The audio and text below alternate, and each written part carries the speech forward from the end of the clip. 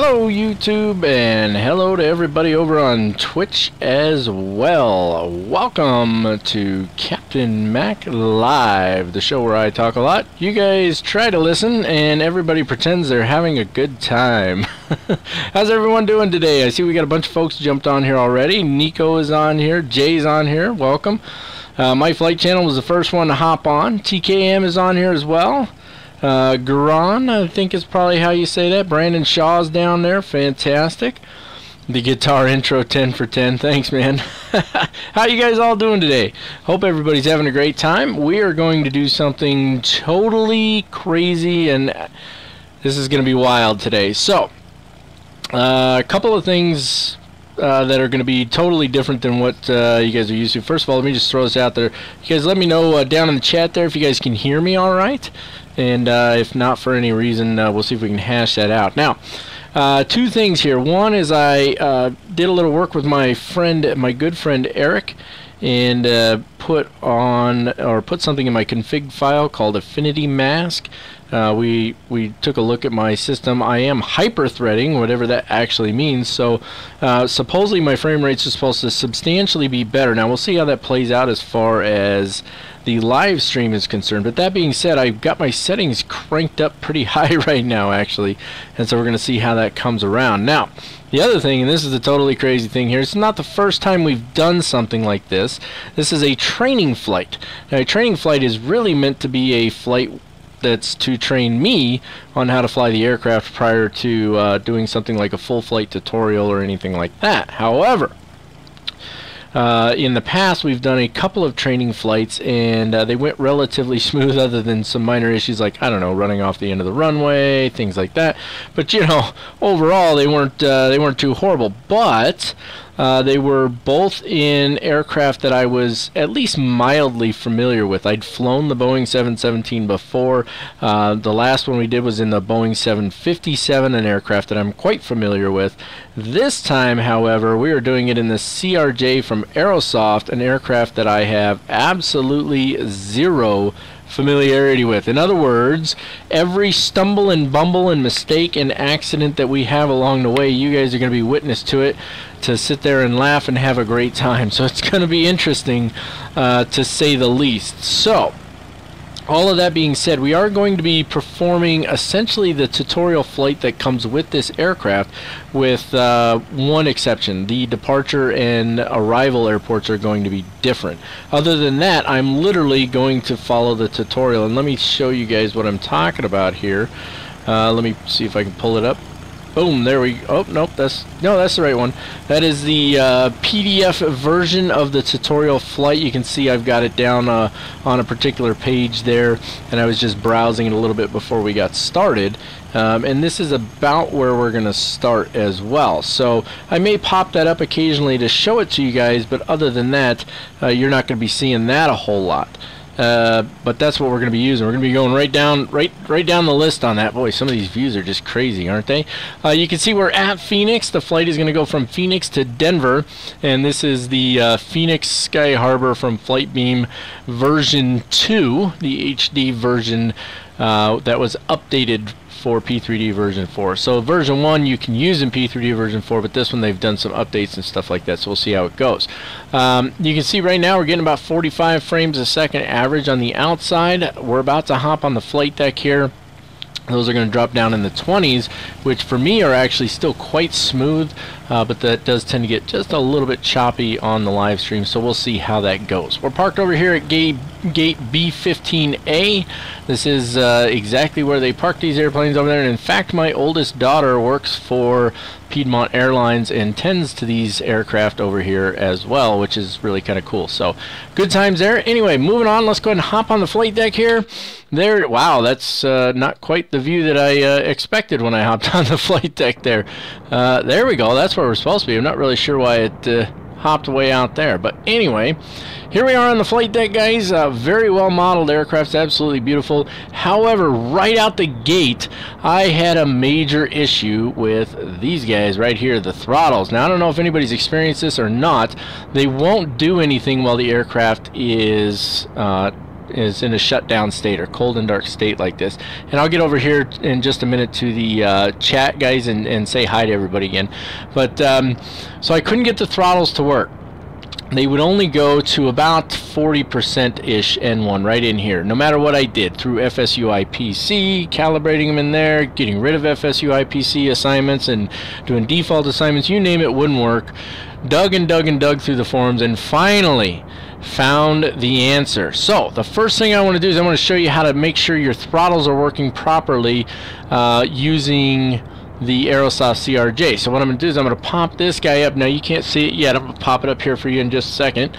And we're going to be going back to this guy shortly anyway. But this is your Aerosoft CRJ manager. Now we're going to make extensive use of this in setting up our flight. However, what I want to address right now, right out the gate, is this little tab down here that says options. Interestingly enough, this is not found in the manual. Apparently Aerosoft has put out a post on their forums that addresses it now, but it's still really hard to find, right? So if you're having a problem with your throttles, go to the settings section here and choose the appropriate setting in here. Now I'm not going to open it up because I don't want it to mess up on me, but if you click on the info button, it tells you right here, it walks you right through it. If you're not using FSUIPC, okay, then you're going to select default from this drop down list. If you are using FSUIPC, separate throttle axis, and you don't use reversers on your throttles, which I don't, then you're going to select, where's it at? FSUIPC without reverser range like I have here. So, hold on. What's going on over here in the chat, guys? Let's see here. 260 subs, I have 254. Why are you guys arguing about that? Okay, guys, let's not have arguments over that in the chat over here. Maybe you can, maybe you can't. We'll see what happens. But anyway, let's move on here.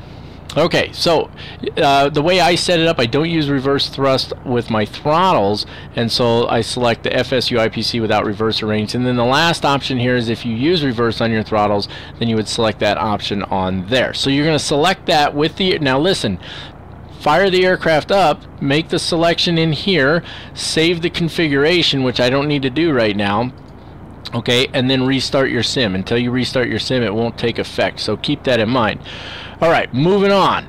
Let's go ahead and let's dive right in. Let me pull up my PDF here. And let's see, where are we at here? Okay, so I skipped past all the stuff on the tutorial flight that talks about their route and all of that stuff because we're not doing that, and I jumped ahead to adjusting weight and balance using the CRJ manager, which you can still see up on there. I didn't shrink it down. I shrunk it down for me, but not for you guys. And so, in fact, let me pop it back up for me because I'm going to need it here. So here we are. We're looking at our CRJ manager. Now keep in mind, once again, I have never flown this airplane. I know nothing about it. I'm going to go right down the list here and we're going to figure it out as we go. So I'm pulling up my flight plan here. Let's take a look at that. I've got, I'm not showing it to you guys right now. I'm just looking at it. I've got 70 packs. So does this thing even hold 70 packs? I don't think it does. So let me look over here. So the CRJ is accompanied by a powerful tool called the CRJ Manager. That's this guy. Make sure your simulator remains running. That's it. They put that like with an exclamation point on there. Don't turn off your flight simulator while you're using this thing, okay? Let's see. Close to max load, blah blah blah, automatic fuel calculation, and so on. Okay, so what we need to do here, I believe, is we need to go ahead and just start choosing our passengers. So let's start out going 75%. How many packs does that give us? Total is 46. That's not going to cut it. So this one only holds 62, so I have no idea why my flight plan says 70 packs, but it doesn't hold 70 packs, so there you go. Let's see, cargo. So for cargo, it's just got a total of 4536. So what we can do, let's see, where's our total cargoes here is 1089. So let's just throw 2500 in here, not 25,000, 2500 in here, and then as soon as we change, it adjusted our cargo here, right? Oh, the max up there is clearly 1001. And then So we would have to have what, 3535. Let's see if it even allows that much back there. It doesn't. So the max cargo apparently is going to be 4,301 pounds. So basically what we're looking at here is max zero fuel weight right now. Okay, so let's see. Let's move on here. It says automatic fuel calculation using the CRJ.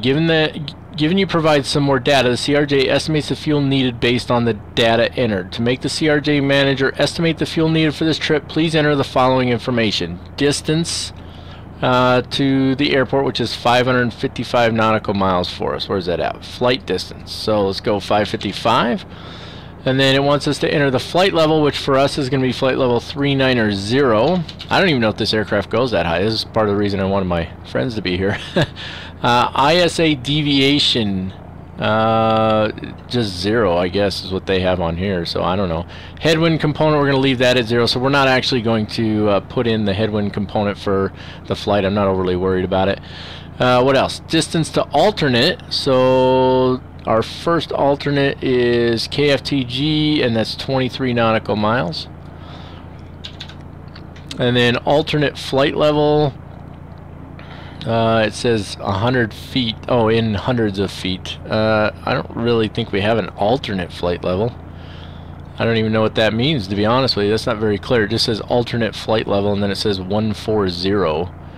That's kind of weird, don't you think? I mean, we don't really have an alternate flight level. I'll just put the alternate flight level at 200.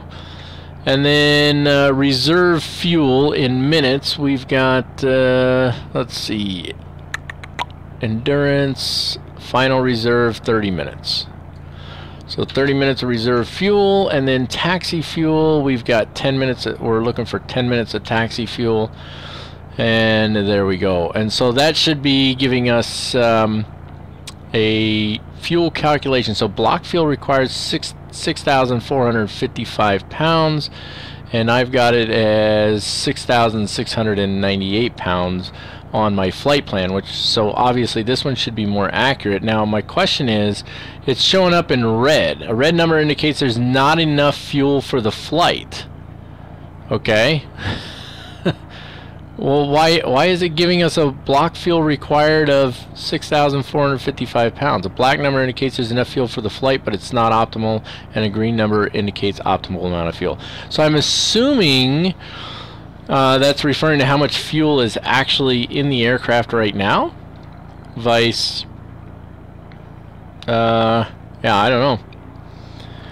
This one says trip fuel 4628. This says 6370. Calculate 6460. Yeah, that's kind of weird, isn't it, guys? So it's telling me that there's not enough fuel for the flight. Set fuel and payload in flight simulator. Okay, so this is saying there's not enough fuel for the flight. It's saying the trip fuel is 6,461 pounds. So where do we add extra fuel at? You guys get where I'm coming from, right? What do we got going on over here in the chat?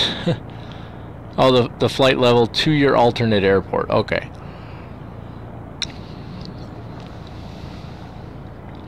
Alright, let's see here.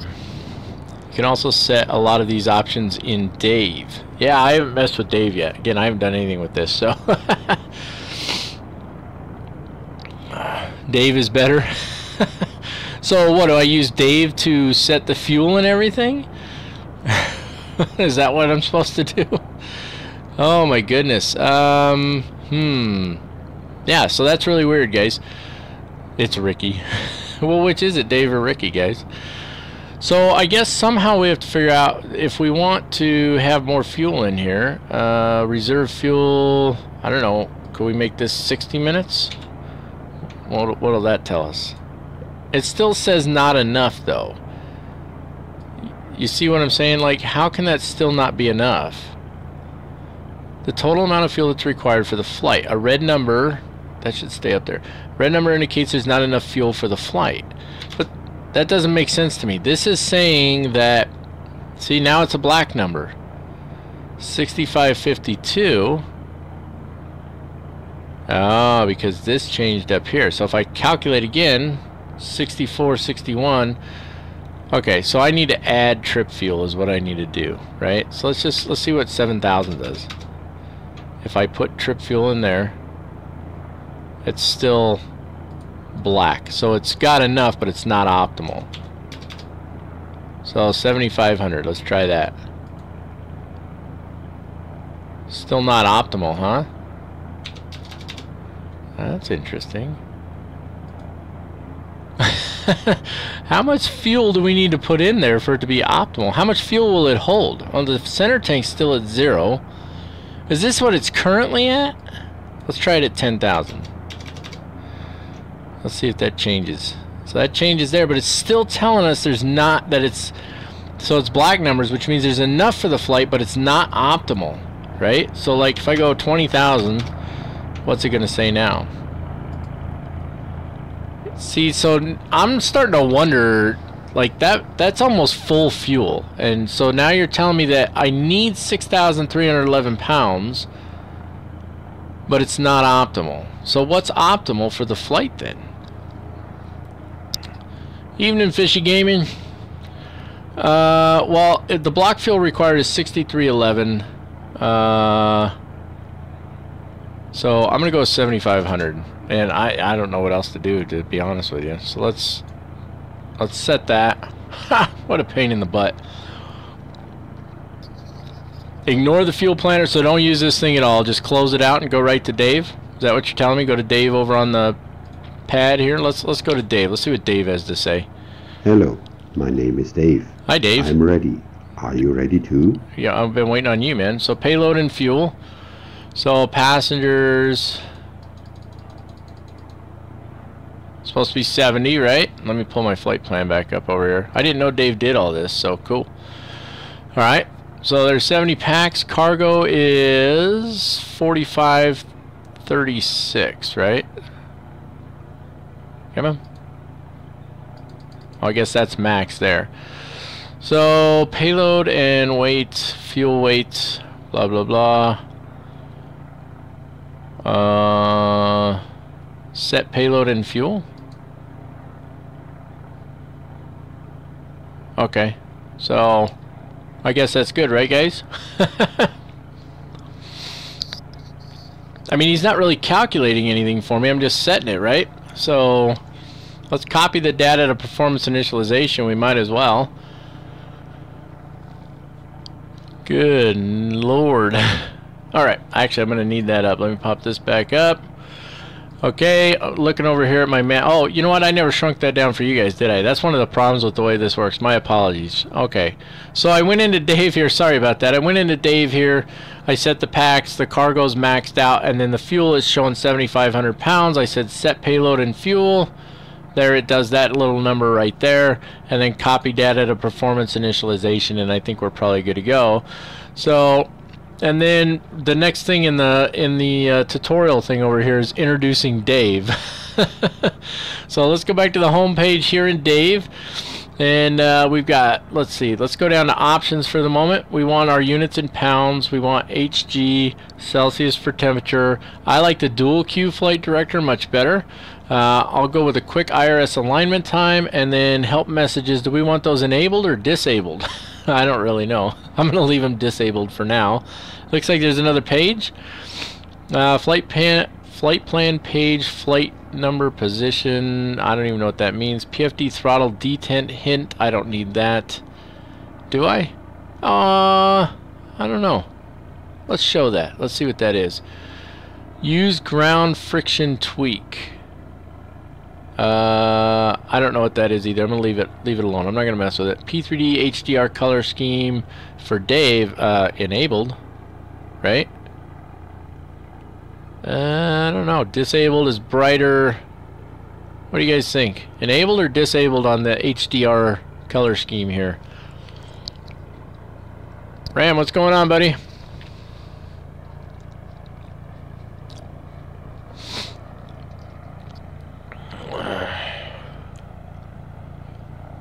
No feedback, huh?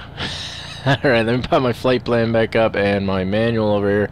I'm going to go with disabled. I think I like it a little bit brighter there. Let's see, options 3 of 3. FO, PFD, and MFD on. Captain, PFD, and MFD on, obviously. Inhibit VC displays when 2D panels are visible. That's off. And yoke autopilot disconnect sensitivity is low. Okay, I think we're probably good. We'll save that. Go back to the home page here. Let me go back over to my manual. Just walks us through setting those things up. And then conducting the flight, chapter 4. Alright, prior to start, safety check is first. So, let's take care of that. Alright. So the first thing on safety check actually is the nose wheel steering here. So back, let's see, no actually it's not. Back side of the cockpit as a pulled circuit breaker would deactivate respective system by disconnecting the power supply, blah blah blah. So circuit breakers closed. Did they model the circuit breakers in this thing? No way. Well, model's not the word I'm looking for. Simulate is the word I'm looking for. Thank you, love. Okay, they did not simulate the circuit breakers. So, going next, nose wheel steering switch. That's this guy down here. And it says that it must be off. So let's turn that off. Moving on down the list here. I'll get the comments in a second, guys, so just stand by. Hydraulic pumps are next, and those are going to be on the overhead, right? Yep. So jump up to the overhead. Hydraulic pumps are here, and they all need to be off to prevent sudden movements of the controls. So that's on, that's off, and that's auto. So in the center is off. That's where we want them at. Landing gear needs to be in the down position, which it is. Come here, you. There we go. Landing gear is in the down position. I'm just checking all my views here. I don't even remember where all my views are anymore. Alright. There we go. Landing gear in the down position. Let me shrink my flight plan down. Anything going on in the comments here? Not really. Okay. Landing gear is in the down position. Flaps are in the up position. Speed brake is in the down position, which that's full forward on the hoop-diddy-hoo there, the handle. Let's see. Radar needs to be off. So that's down here. And radar is number 7, right? Yep. So here's the radar right here. Should be left click should put it all the way to the off position, right? I mean, it is off. Right click turns it test and then on. Okay. What's next? Number 8 is this guy right here. The ADG needs to be stowed, which I'm assuming it is. I haven't messed with it. And then the emergency flap switch needs to be normal, which is to the next, which is next here, and that's up. So that would be deploy. That would be normal. We don't want to deploy him, but I clicked it anyway, so we get what we get, right? All right, what's next here? Moving down to. Okay, next is the battery master switch is going to come on, and then we're going to go into starting the APU. So let's hop up top here. Battery master switch here needs to go to the on position. It says now the aircraft is about to be powered on by switching on the master battery. To prevent the battery from draining, an external power source should be connected, or the APU should be switched on as soon as possible. Now it doesn't say anything on here. It just goes right into the APU start sequence next. So APU start sequence is APU power and fuel switch needs to be on, which will be this one. And then APU start stop switch right next to it. We'll click that one. And then DC and AC electrical power, we'll check those. Bleed source as required and so on. And then there's a note on here. It says to prevent bleed misconfig caution messages during APU start, ensure that the wing and cowl anti-ice switches are off prior to start. So here's wing and cowl. That's on. That's off. Alright, so off position. So we're good there. So let's go ahead and flip the battery on. Which way is on here? Yeah, down. Okay, so down to on. Is it on? Now it's on. Okay, and then start switch here, or power switch, and then start switch. They don't appear to light up apparently. So now we're just waiting for the APU to start up. Let's get rid of those real quick. Let's pop this guy up. Where's the cancel recall button? Like literally, I know where nothing is on this airplane, you guys. I don't see it on there. I just want to see. Well, what about on here? Does it show? It shows APU here. It shows exhaust gas temperature door open. RPMs are at 0. Well, I followed the checklist. Alright, hold on. Let's jump back up top here. It says, check that the APU shutoff valve open message appears on the ICUS. How am I supposed to do that when I don't even know how to clear these off? There's got to be a cancel recall button around here somewhere, right? Is it down here? Nope. Usually it's near the ICUS somewhere. Erase. No, that's not it. Is it on this guy over here? I'll bet you that's where it's at. 6, 7. There we go. Cancel recall. Anybody? Nothing. Not finding it. Okay. Yeah, I did press the start for the APU. Let's jump back up and let's try it again. Oh, now it's starting. I guess I had to wait a second. Okay. Well, she should be spinning up now. There we go. APU's coming on. Okay. And then as that comes up, that's kind of weird. I guess you have to wait a second. Well, let's see. It just says to push it. That's all it says. Okay, hopping back up top then, it says check that the APU gen switch is set to auto and auto transfer lights are extinguished. APU gen switch is where? See, this is what I have to do when I learn these aircraft. Okay, APU gen switch looks like it's already in auto. Yep, that's where we want it, in auto, and then the lights extinguished. Okay, we're good there. Bleed source. Set APU so that bleed air is supplied by the APU. Okay, bleed air. Normal, left, right. Bleed source, both engines. APU. You can't really see that here. Let me go the other way there. But now, there you go, you can see. So bleed source by the APU. And then bleed valve switch set to auto. That one right there. So we're good on that. Fantastic. We managed to get the APU started. We don't need that thing. Okay. What's up, Nico? I only see that you say my name there. Alright. When you're out of town. Oh, well, Chris, we'll get an opportunity, I promise. Okay. Moving on over here. Okay, APU, AC electrics as required. Overhead panel. Check that the APU is running, the APU generator is connected, which it is, and then it's got these guys are down here. Oh, this is for the IRS alignment. So the IRS alignment is on the lower pedestal, which is down here. Here's the IRS alignment down here, guys. Let's see. It doesn't say, it just says put them to nav. So right click, they're both on nav, and there we go. And then it says check emergency equipment, but it's not simulated. Gear and safety pins not simulated. Airplane documents not simulated. Okay.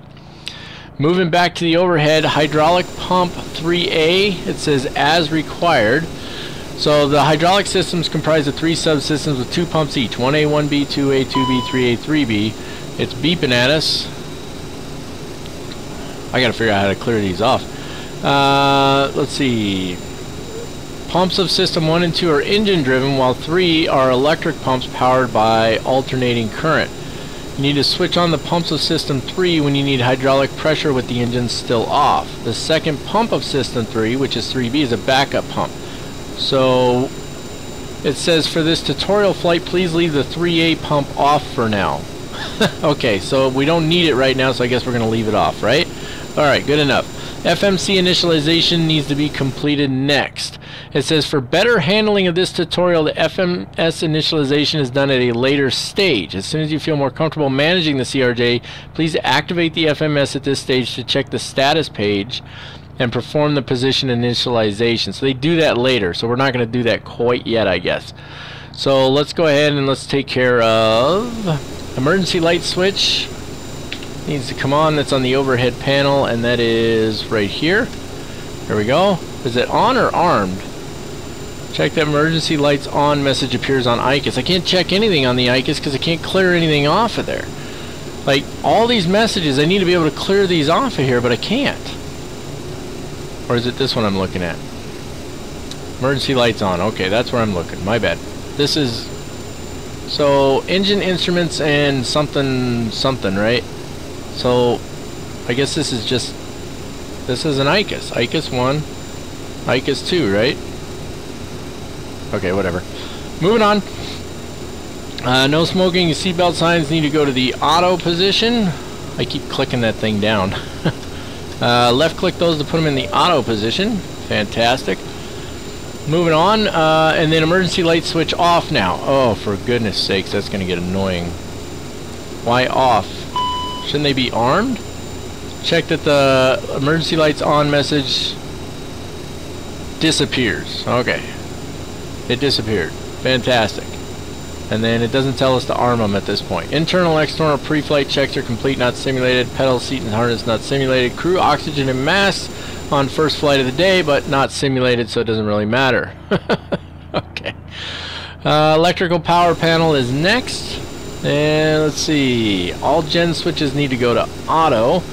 So this is the electrical power panel here. All gen switches to auto. So left click them all down to auto, and then the APU gen's already on auto. IDG disk switches need to be guarded. That's these two here, and I'm assuming they're guarded because I don't see the guard lifted up. DC service switch needs to be on. This one up here. And battery master needs to be on, which of course it is. Moving along. Fire detection, fire monitor test needs to be completed. That's this guy right here. It says press fire detection monitor test switch for 2 seconds. Fire system okay, advisory green, illumination on, ICUS. Alright, so oh, come on, move away. And it pops out anyway. Alright. So it's supposed to come up on here and say that it's okay. Get rid of that. So press for 2 seconds. That's way more than 2 seconds. Fire system okay. Alright, that's what we were looking for. We can clear that out. Alright, moving on here. External lights. That's going to be up top here. External lights. We need nav switch on, which is these guys here. So nav switch to the on position. Left click that. Beacons off. Strobes off. Logos are on. Wing inspection lights off. Landing lights and recognition taxi lights all off. That's all these others remain off for now. Moving on down the list here. Let's see. We need to go to the fuel panel next. Alright, which one's the fuel panel? Here's the fuel panel here. Okay, and it says checked. Ensure that fuel pumps are switched off, which is indicated by all lights being off. Okay, that's on. Why is it saying, it's just saying inoperable? That's kind of weird. Okay, well, nothing I can do about that. Bleed air panels right below it here. It says wing anti-ice cross bleed switch normal. This guy right here, which it is. Bleed valve switch is auto. This guy, which it is. Isolation switch is open. Let's see. It says it's only active when the bleed valve switch is set to manual. As soon as it's set to close, only the left pack is supplied with bleed air. Accordingly, only the cockpit is supplied by the air conditioning. So leave it open, so in case you need to switch to manual. Okay. So open, right click it up to open, and then bleed air source needs to be on both engines. Why would I switch it to both engines? It says the bleed source switch is only active when the bleed valve switch is set to manual, otherwise the CRJ adjusts the bleed system automatically. Well, why did they tell me to turn it to APU then? A little while ago it said we needed to turn it to APU, right? That doesn't make any sense to me. Alright, moving on. I guess we'll put it to both engines then. There we go. It's on both engines. And moving on down the list. APU panel. Check the APU start stop light is illuminated green, indicating a running APU, which it is. And let's see. Still on the overhead panel. Start panel needs to be checked. Left and right engine start switches need to be off. That's these guys here, which they are. Ignition continuous switch needs to be off, which it is. Moving on down. Now we're back on the hydraulic panel again. It's still unpressurized, so please check that all hydraulic pumps are switched off, which they are. And then it says hydraulic switches all off. ICUS hydraulic synoptic page select. Alright, so we need to select the synoptic page for the hydraulics on here, right? How do we do that? Not there. I think maybe it's over here. Speed reference, V-speeds, decision height. Nope, nope, none of this. Interesting. What about over here? Hydraulics. Where do we select this at? I'll bet it's down here then. PA, nope, it's not gonna be that. That's weather radar. Where do we select this at, guys? It's not up here. See, this is why I go through this, right? So that I can learn all this stuff before I... Here we go. It's got to be these guys here. Hydraulics. Bam! There we go. Alright. Stab trim switches, not simulated. Fluid quantities, check. Check for sufficient hydraulic fluid quantity, normally between 45 and 85%. So we're at 62, 63, and 60, so I guess we're good.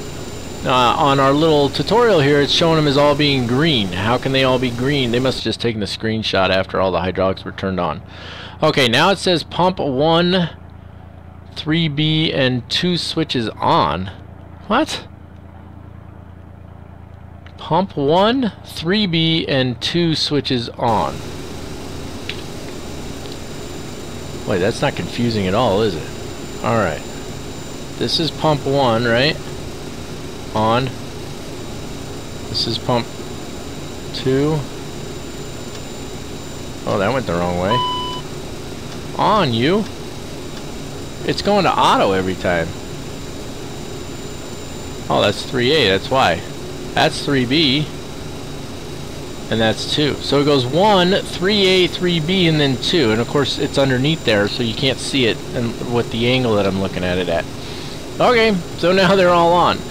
ICUS status synoptics page. So back down here and status page. There we go. Back on the status page. Stab trim switches engage. Not simulated. Skip this item. Why even write it in there if it's not simulated? Just pass it. Pump 1, 3B, and 2 switches to auto. Okay. And then pump 3A switch on. Okay.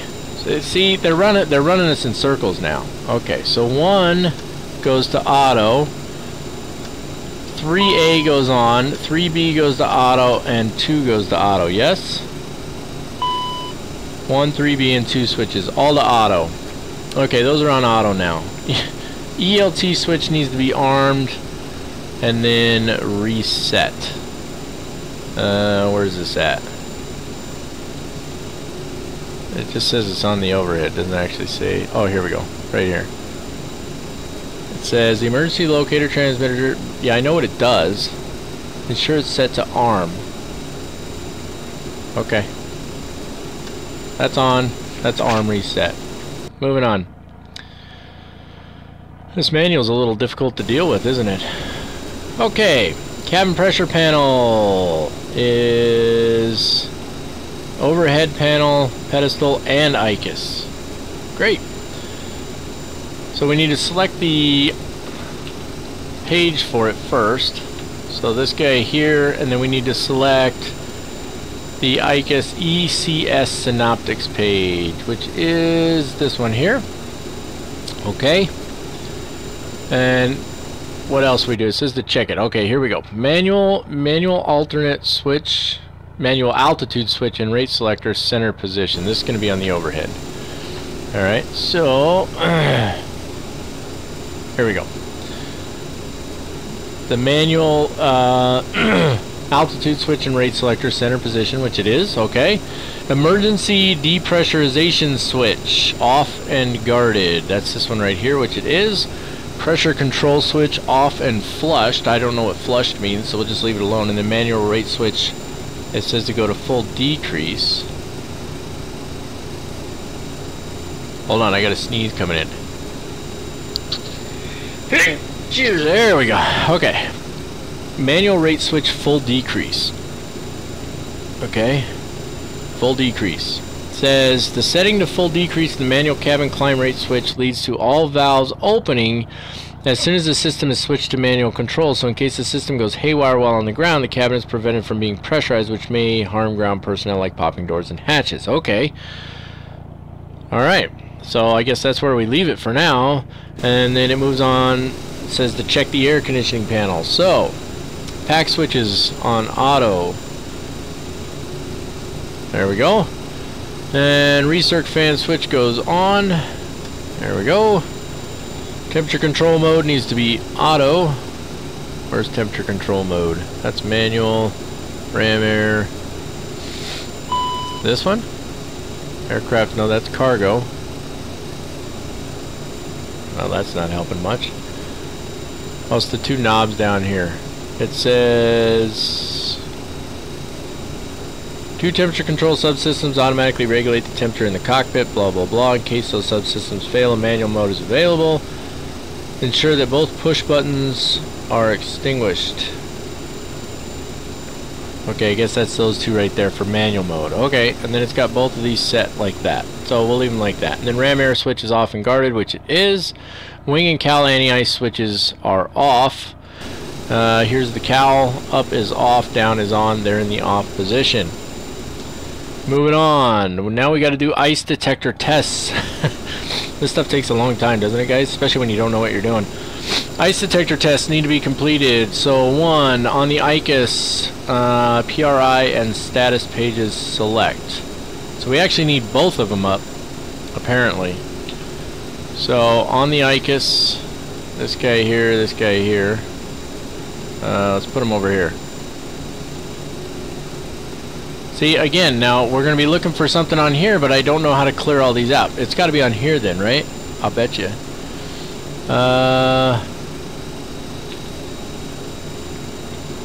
What does this do?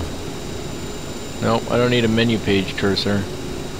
Menu up, down, step, flight controls, anti-ice doors. Oh, anybody know how to clear out all these messages on the ICUS? Anybody? Yeah, I found the. Are you saying that's where I clear them out at? I don't know which one clears them out though. Crew advisory system. Yeah, it's showing me the 2 pages. Maybe it's this one. Page 1 and 2. This doesn't do anything. I don't know, guys. Okay, let's carry on here. We're gonna be here all night. So primary and status pages select. So we need the status page here and the primary page. Well, no, we've got the primary over here. So status page here then. All right.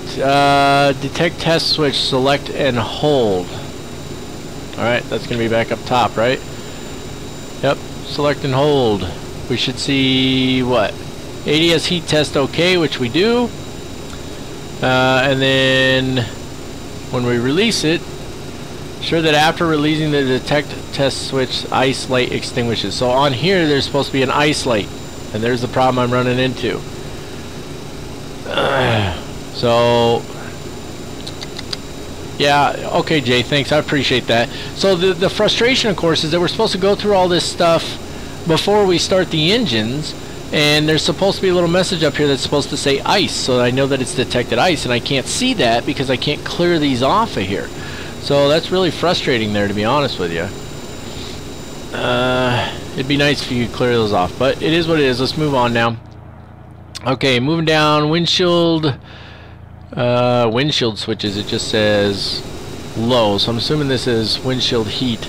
So this is overhead glare panel, which is right here, right? No. Huh? That's back over on emergency lights now. Emergency light switch arm, okay. Left click that to arm. Activate the windshield heating left and right probe switches. It's gotta be on anti-ice. There we go. On, done. Standby compass checked. Check that the indicated heading on the standby compass matches. So this is our standby compass here. See if it'll tell us the heading. It won't. Can we see it a little better from here? So it looks like we're what, at about 201, 202 degrees, and then if we look on here, 201 degrees. Okay, that matches up just fine, so we're good there.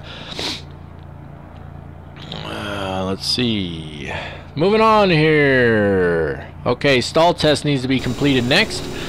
Let's see, pusher switches on, which is 20A. These are down here. Okay. Let me go to a view where we can actually see those. We got lots of views. Okay, they're already in the on position. That's off, that's on. So it says to make sure they're on. Okay, stall switches, it says either select momentarily, the pilot stick shaker is active, continuous ignition on light is on, continuous ignition message appears, the co-pilot stick shaker is activated, stick pusher is activated, blah blah blah. Okay, so that's up here, and it is this guy. There we go. I don't like that you can't drag your mouse away and the button still be held. But anyway, looks to me like it's working. So we'll leave that alone, moving on. The nose wheel steering switch needs to be off, which it is. Clocks need to be set. I don't mess with clocks, I don't care. Somebody's probably getting mad at me right now for that. Let's see, IFIS needs to be checked. So adjust the IFIS displays according to your needs. We should adjust map mode at 25 nautical mile range. Okay, so that's talking about these guys down here. These are the IFIS switches. So, control switches to map. I'm looking at the right ones, aren't I? Yeah, A is to map, so that's this one here. Oh, that's just the range. So, kind of, we need this guy here to see what our range is, right? So, okay, so that's plan mode. That's TCAS mode, weather mode. And then all the way back to here is HSI mode. So map mode, and then this one's probably the range. Yep, there's your range right there. All right, they recommend 25 nautical miles, but it's not an option. You got 20, and it goes right to 40. So way to go on that one, Aerosoft. Way to get your manual on point, huh? Air data reference switches need to be to FMS1. So that is, let's see, what am I looking at here? It doesn't show. Where is, so it's got them by letters here. Let me show you guys real quick. So what it does is, should be this one, right? Nope, wrong one. This one. So you see it's got them lettered here. So there's A, D, C. This is for 23, and then on here it's got A, B, C, D, and then B is air data reference switches FMS1, but it doesn't show B on here. So where's that at? You guys are killing me here. Where's B at? Which one needs to be? Okay, you're killing me. Let me shrink that back down. All right.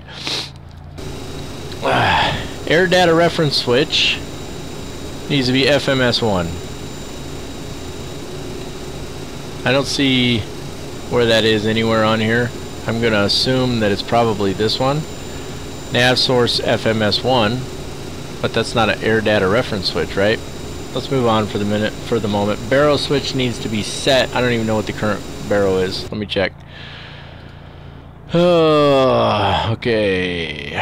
Looking at active sky here. And the conditions in Phoenix are 3012 on the baro. So baro is this one, 3012, which will show up on here. So let's pop that up so that we can see it. Make those nice and pretty together. And let's go to 3012. Oh, that's decision height and reference. Wait a minute, what? It's because it's the one to the right of it and I'm retarded. It even says baro right there, so don't mind me. So 3012. Boy, I'm just lost in the sauce here, aren't I? Okay, 3012, there we go. And then display reversionary selector needs to be normal. That's this guy here, and it is. So I'm assuming this was the nav source or whatever it was talking about. Air data reference switch is FMS1. I guess that's the nav source. I don't know. Okay, let's shrink those down for now, and let's move on here. me make sure. What do we got going on here? Anything good in the comments, guys? No? Nothing? Crickets? The warnings will clear if you start the engines. We saw that already. Hey, Jay, thanks for joining us. Appreciate it, brother. Have a great time. Let's see. Nav source. We already did that. Yes, Shivam, the CRJ.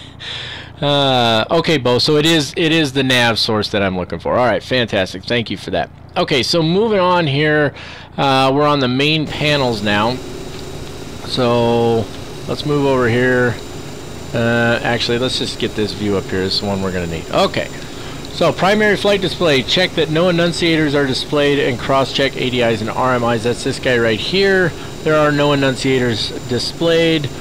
And then we want to verify that our baro is set, which it is. It's probably incorrect at this point, but whatever. Altimeter readout, cross-check, multifunction display. It just says check. What do you want me to check? What am I checking on here? Okay, I've checked it. You know, I mean, I get it. So this is a tutorial, right? So tell me what I'm checking on there. Anyway, cockpit voice recorder needs to be tested, and that is 24D. That's right below here. So we're gonna have to actually zoom up here, go through the yoke, zippity doo dah, and then test. So hold for 5 seconds. I'm assuming the light's gonna come on. There it is. Light came on. Fantastic. Okay, moving on. ICAS and standby instruments check. So ICAS primary display, check that no caution messages or flags are displayed. Okay. Well, this is the primary and it's got nothing but caution messages and flags. So what are you talking about? Standby altimeters and airspeed indicator cross check. That's this guy right here. Should also be on 3012, which it is. Fantastic. And then it says check the secondary ICAS display as well.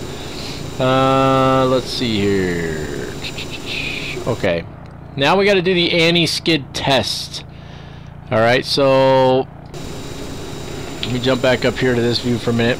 Anti-skid switch needs to be armed, and that is down here. It is anti-skid armed. Fantastic.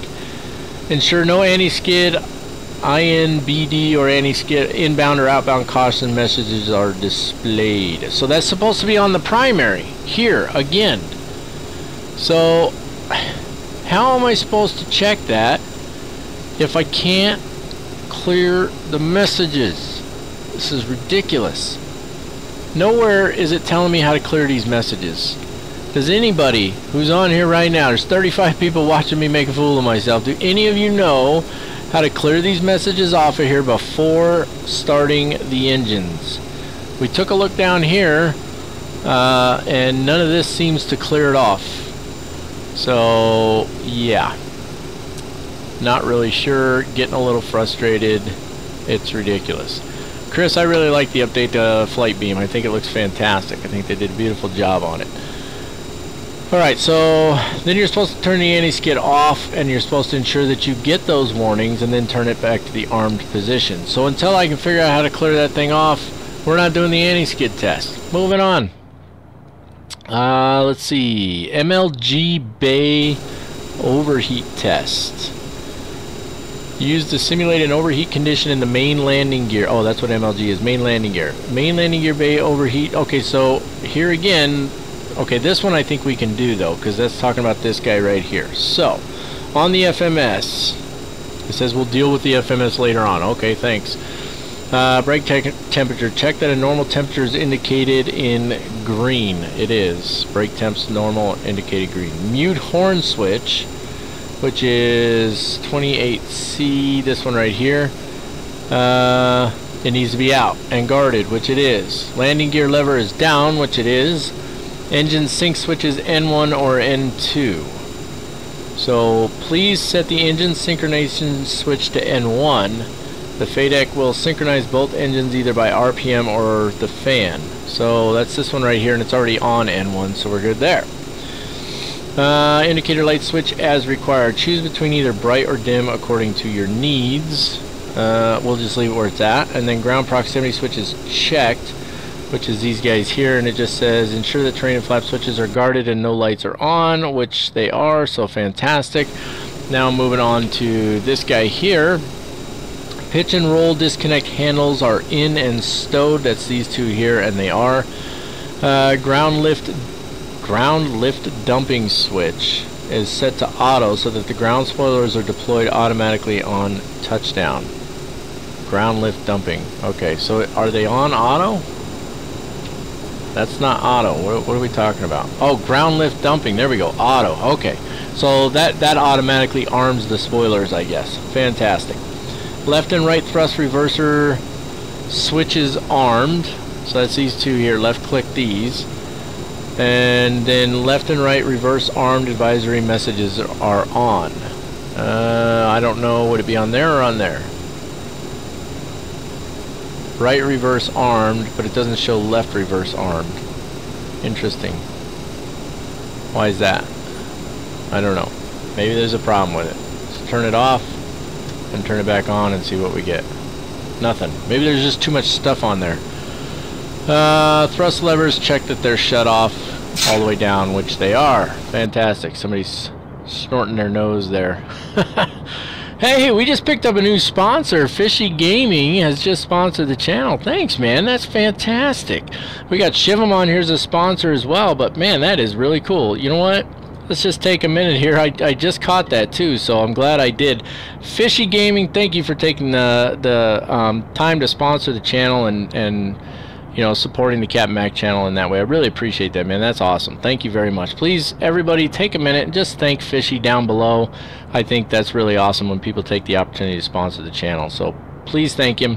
And while you're thanking him, we're going to push on because we're going to be here all night at this rate. Moving on to the avionics and radio tuning panels, which is these guys down here. There we go. Okay, so let's see, TCAS switch first. So 30A1. What? Oh, you guys are killing me here. Okay, when the TCAS is switched on for the first time, it goes through a test. Okay, so it says, okay, I guess I click on this one. Verify that the threat symbol and VSI indications, yeah, your typical settings up there. So 30A part 1, it just says TCAS switch select. I'm guessing we're selecting TCAS. Okay, and it should automatically be going through its thing, it says, right? It goes through a test sequence. I'm not seeing any test sequence going on up here. Yeah, it ain't testing anything. Maybe it's not on yet. Maybe that's why. Get back here. So TCAS is on auto ABS right now. On. There we go.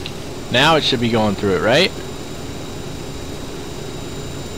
You guys are killing me here. I don't see it doing anything. It's not testing anything. Oi, oi, oi. Let's test it. Okay, is our TCAS not working? Come on, get over there. System test okay. Okay, whatever.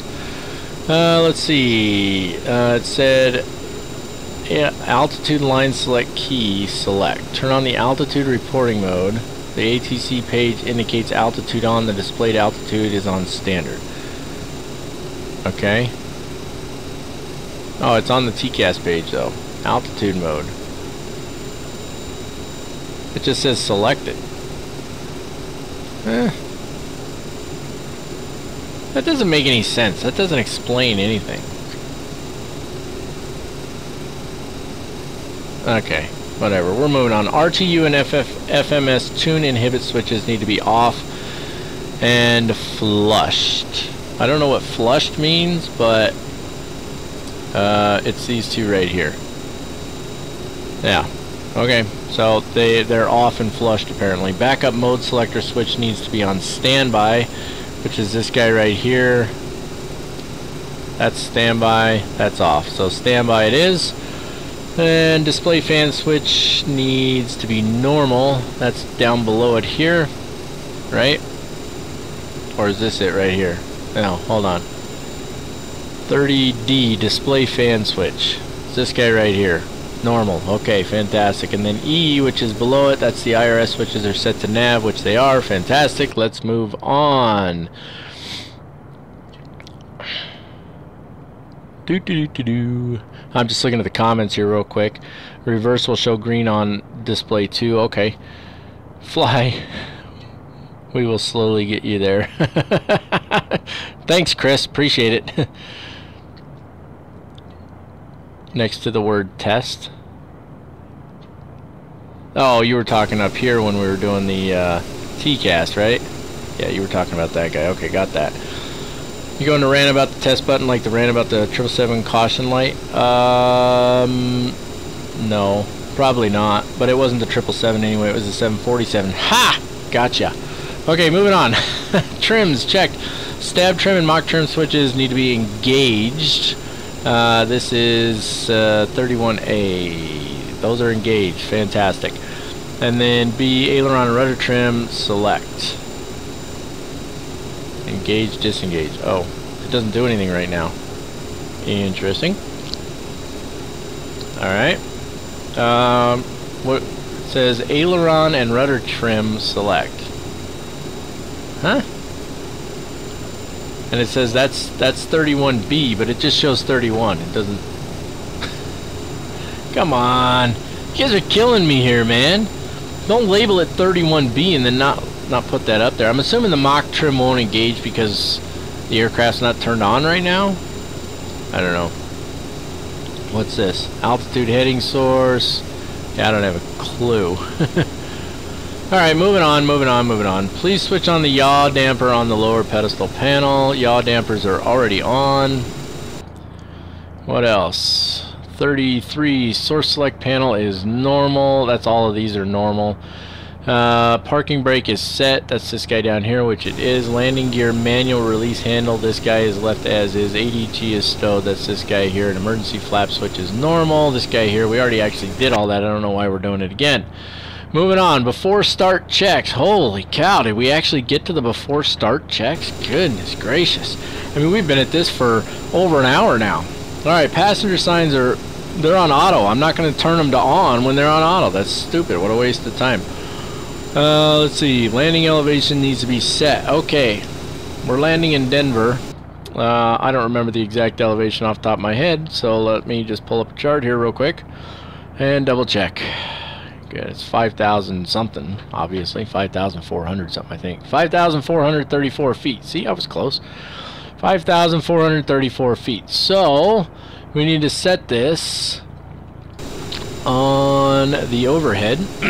So jumping up here, and let's see, is it up here?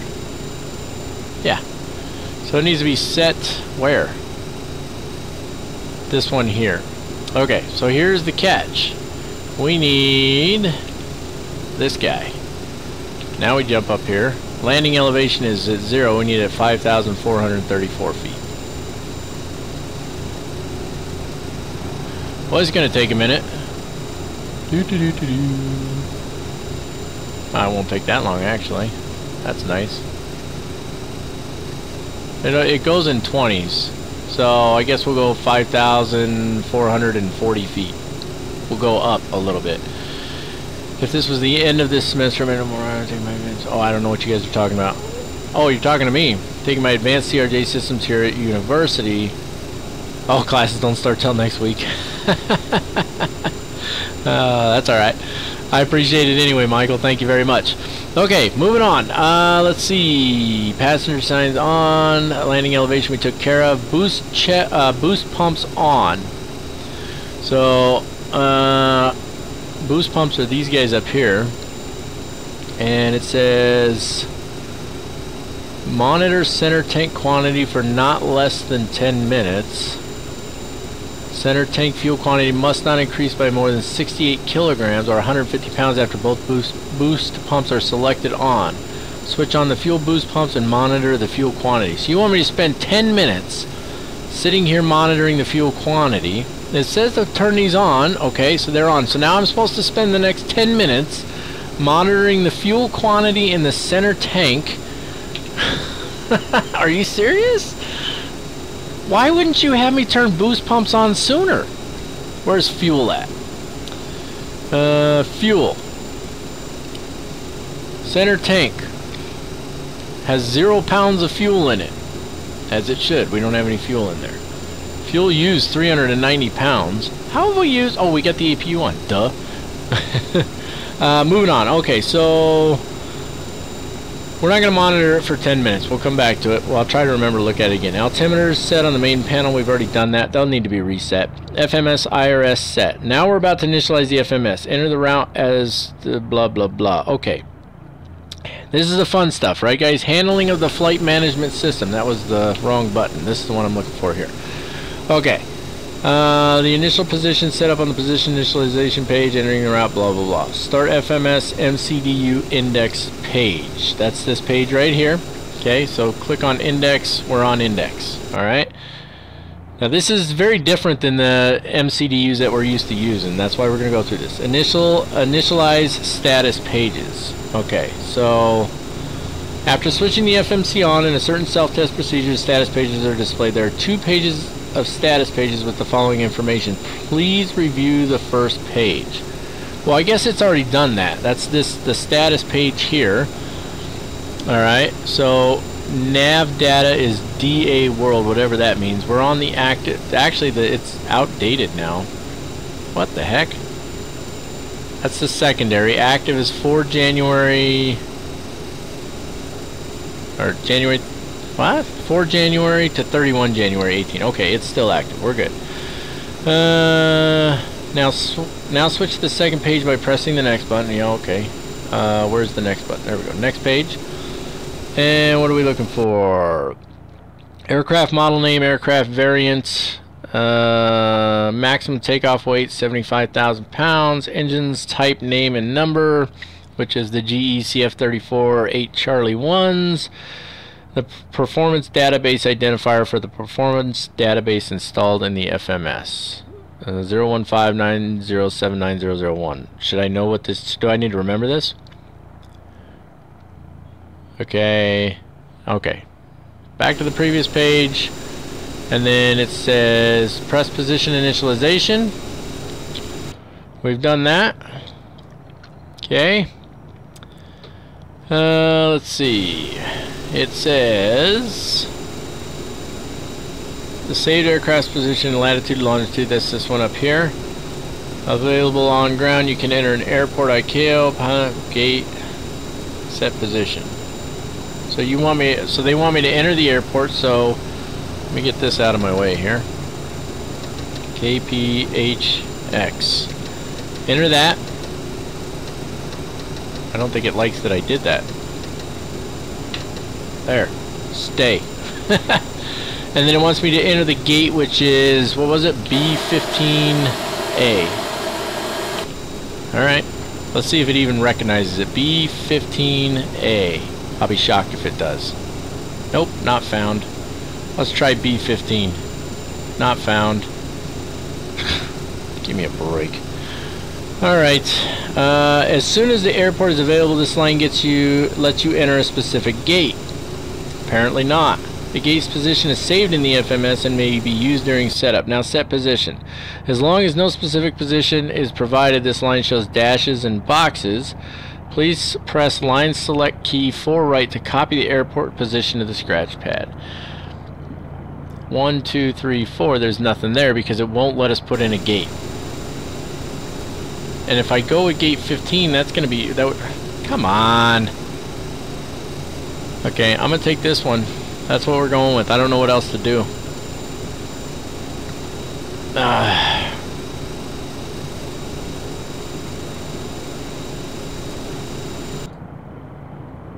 So apparently you can't select these. But you can. So why didn't it tell me that to start with? Like, seriously, you walked me through all that nonsense, I can't figure it out, and then you did. Ugh. Stupid. Alright, flight plan page is next. Alright, so let's see what we can do. We gotta build this thing, KPHX.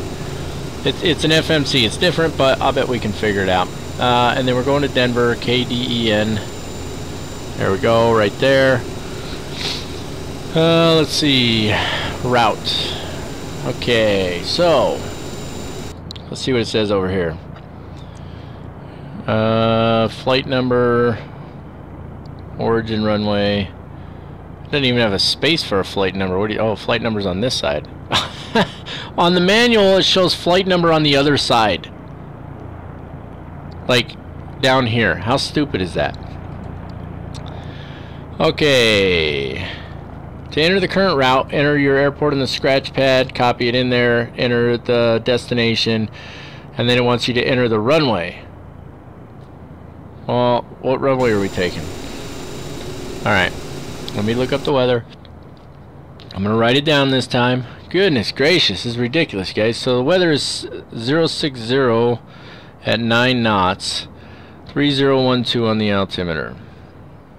So 060, based on where we're at, we're going to use runway 2. Oh, we got to go all the way to the other end.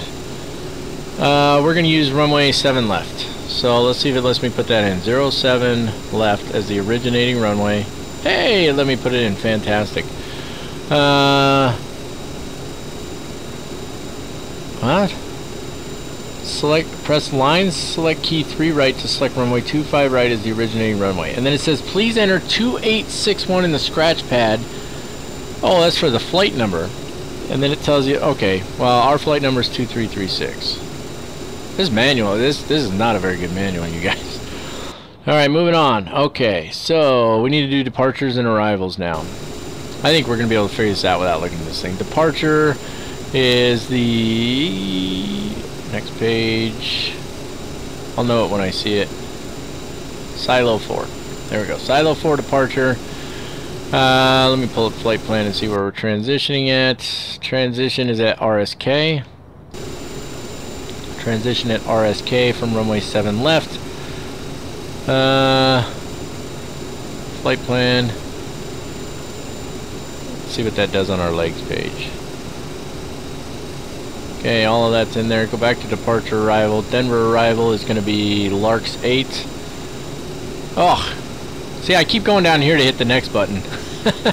Departure arrival. Denver arrival.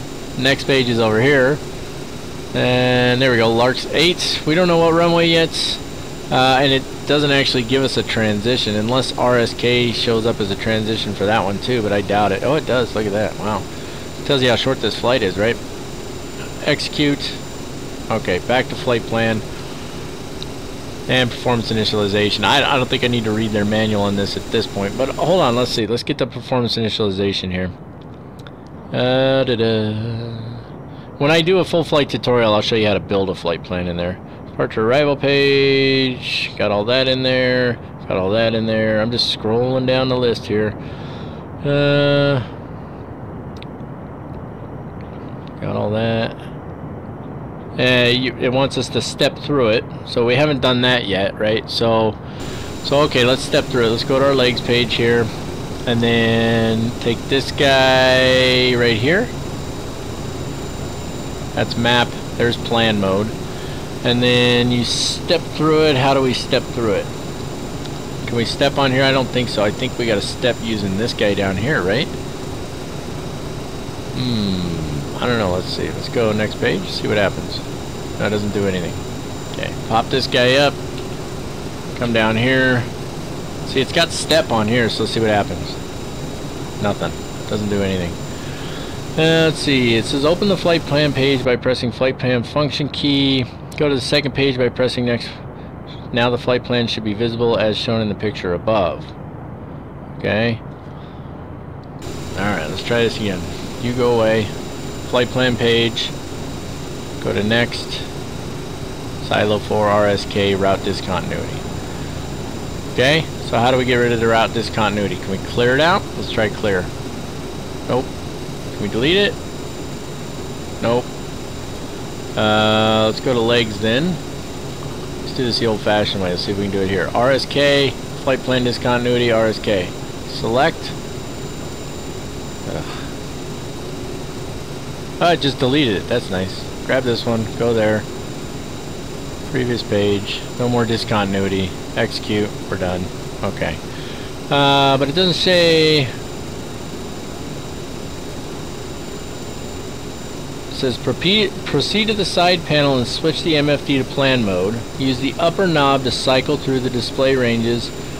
So you can't step through the plan apparently.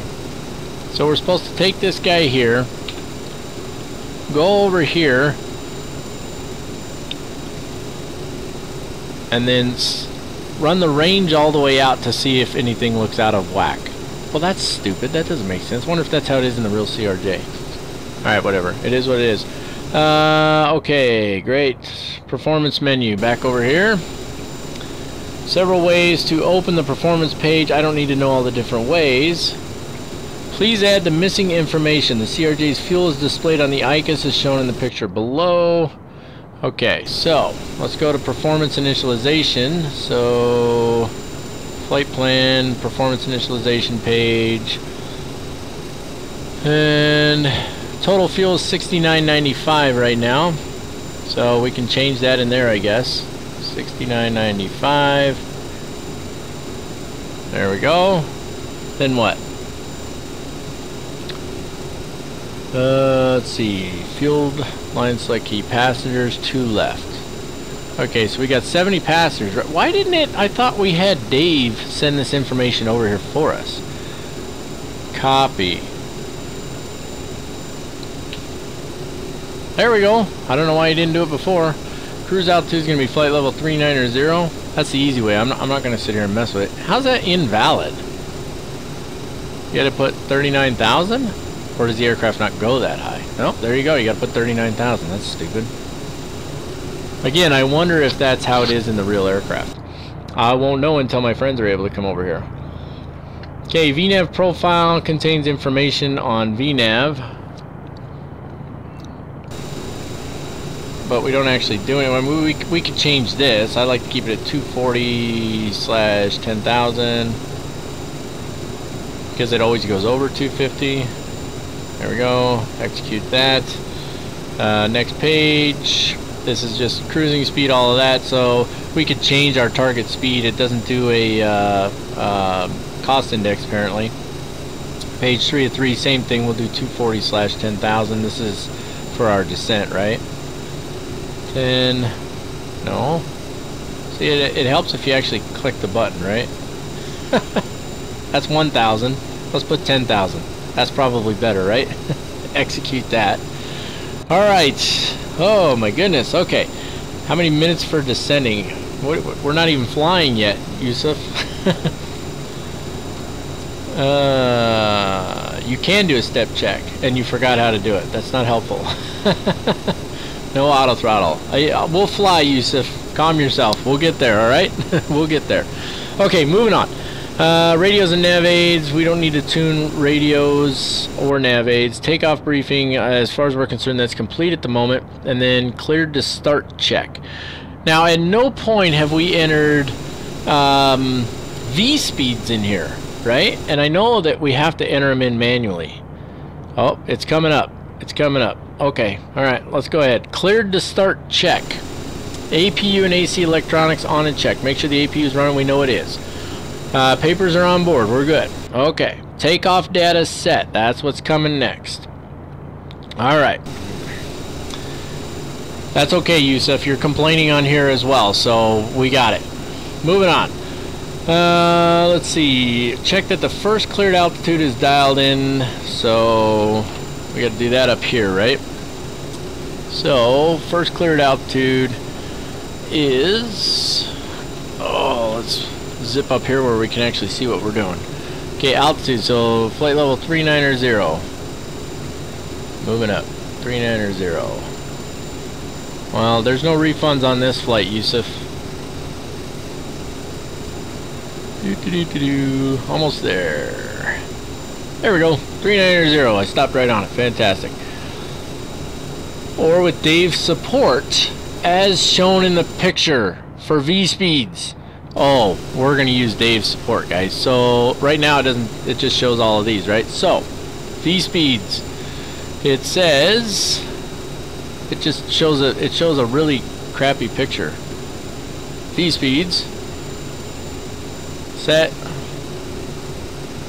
again, set, Set. Set. 152. VFTO is 193. V2 is 142. 133 is V1 and rotate. Fantastic. That was a lot easier. I'm glad we did it that way. Alright, make sure that the doors are closed and locked. Let's put that back to the home page for the moment. Check the doors right on here. Main exit closed, closed, closed, closed, and stairs are up. Fantastic. Done with that. Alright, beacon needs to come on now. Jumping up top here, beacon light on. Fantastic. Fuel pumps and quantity. So switch on the fuel pumps. I'm assuming that's left and right fuel pump. Nope. That's a fuel shutoff valve. Oh, switch on the fuel pumps and recheck the proper amount of fuel. Really? What about this one? I don't think we need that. We just leave the boost pumps on. Because this is XL flow shutoff valve. We don't need that. We don't need the auto override. Okay, moving on. Hydraulic pumps, auto and on. We've already done that. Those are all where we want them to be. And then parking brake is currently set, and now it says we're ready for pushback. Okay, so we're ready for pushback. Let's talk about the start sequence right before we actually push. So, start of engine start sequence. We'll select the engine 2 start switch, this guy right here. At N2 20%, we'll set the thrust lever to idle. It's already in idle. That initializes fuel injection. No, that's not what it's talking about. It's talking about this guy right here, right? So this one is in shutoff, right? That was idle. So that's idle, that's shutoff, okay? So at 20% N1, we'll introduce fuel. So let's take care of our GSX here real quick. Ugh, I hate that that's the click spot for that. I really do. Alright, let me move this over to the side here, undock the window, make it a little bigger so I can see everything. And prepare for pushback and departure. Straight pushback is all we have. No, I don't want to start engines before pushback. Oh, see, that's why I hate that click spot, because I always click right here to when I bring my mouse back over. Alright. We still got a ways to go here, guys, but we're getting there.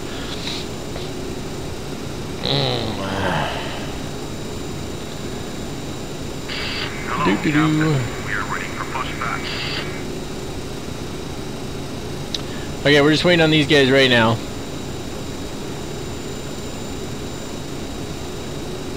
So after this, we're going to do a fuel valve test. We're going to open the fuel page on the ICUS, switch off the fuel pumps on both sides, and the message right fuel low pressure should appear, and then switch the pumps back on. So we'll see how that goes. Alright, lock the gear already, guys. Let's go.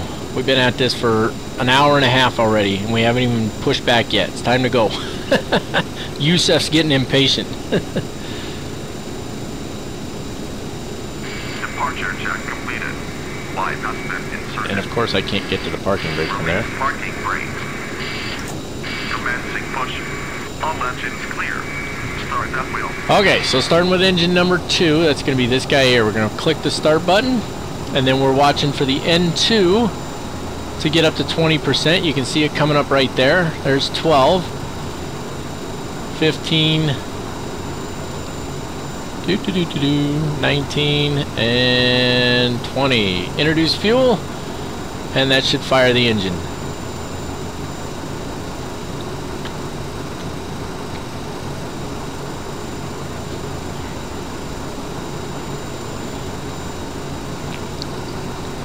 Alright, just waiting on the engine to start up now. Do I need to actually...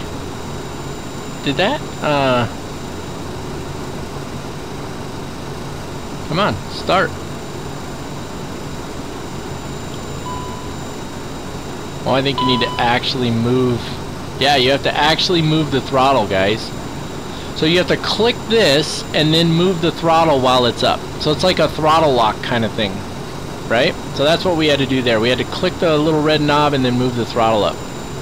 Okay, fantastic. So it looks like it's stabilizing. Let's go ahead and take care of engine number 1. That's this guy here. Same thing. We're waiting on 20% on the ICUS. Learning has occurred, people. Learning has occurred. Too late, TKM. Beat you to it. Waiting on 20. There's 20. Click this guy and then move the throttle a little bit. Oh, I didn't move the throttle fast enough. Set parking brake. I'll set him in a second. Hold on. Click that. Move that. There we go. Fantastic. Now engine number 1 starting up. And parking brake, I'll just use control period. There we go. Fantastic. Now there's an ice warning on there. Right window heat, left window heat, those are off. Windshield heat's off. Interesting. Mock trim and stab trim is off. Let's see. There's air conditioning. There's the ice. Okay, we'll get rid of that one. And then mock trim and stab trim. That's this one down here. Unlocking gear. It's not doing anything. Won't go away. It says inoperable. Tow truck. Oh, come on. Bypass being removed.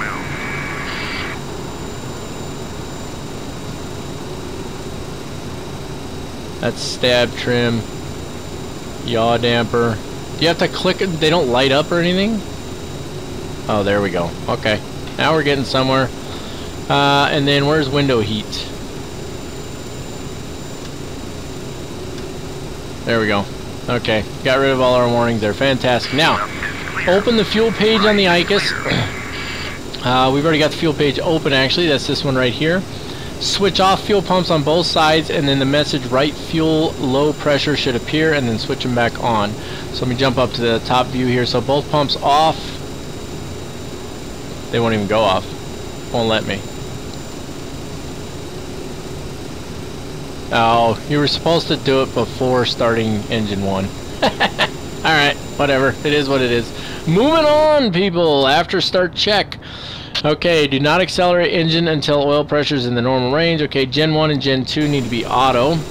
Gen 1 and Gen 2 are already in auto, so that's good. Let's see. Moving on down.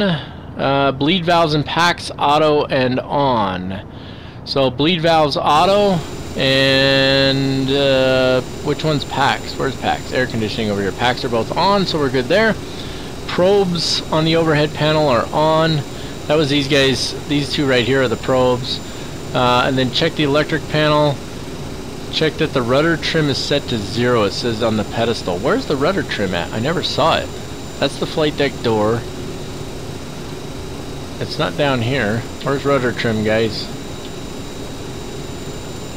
I don't see. Oh, here we go.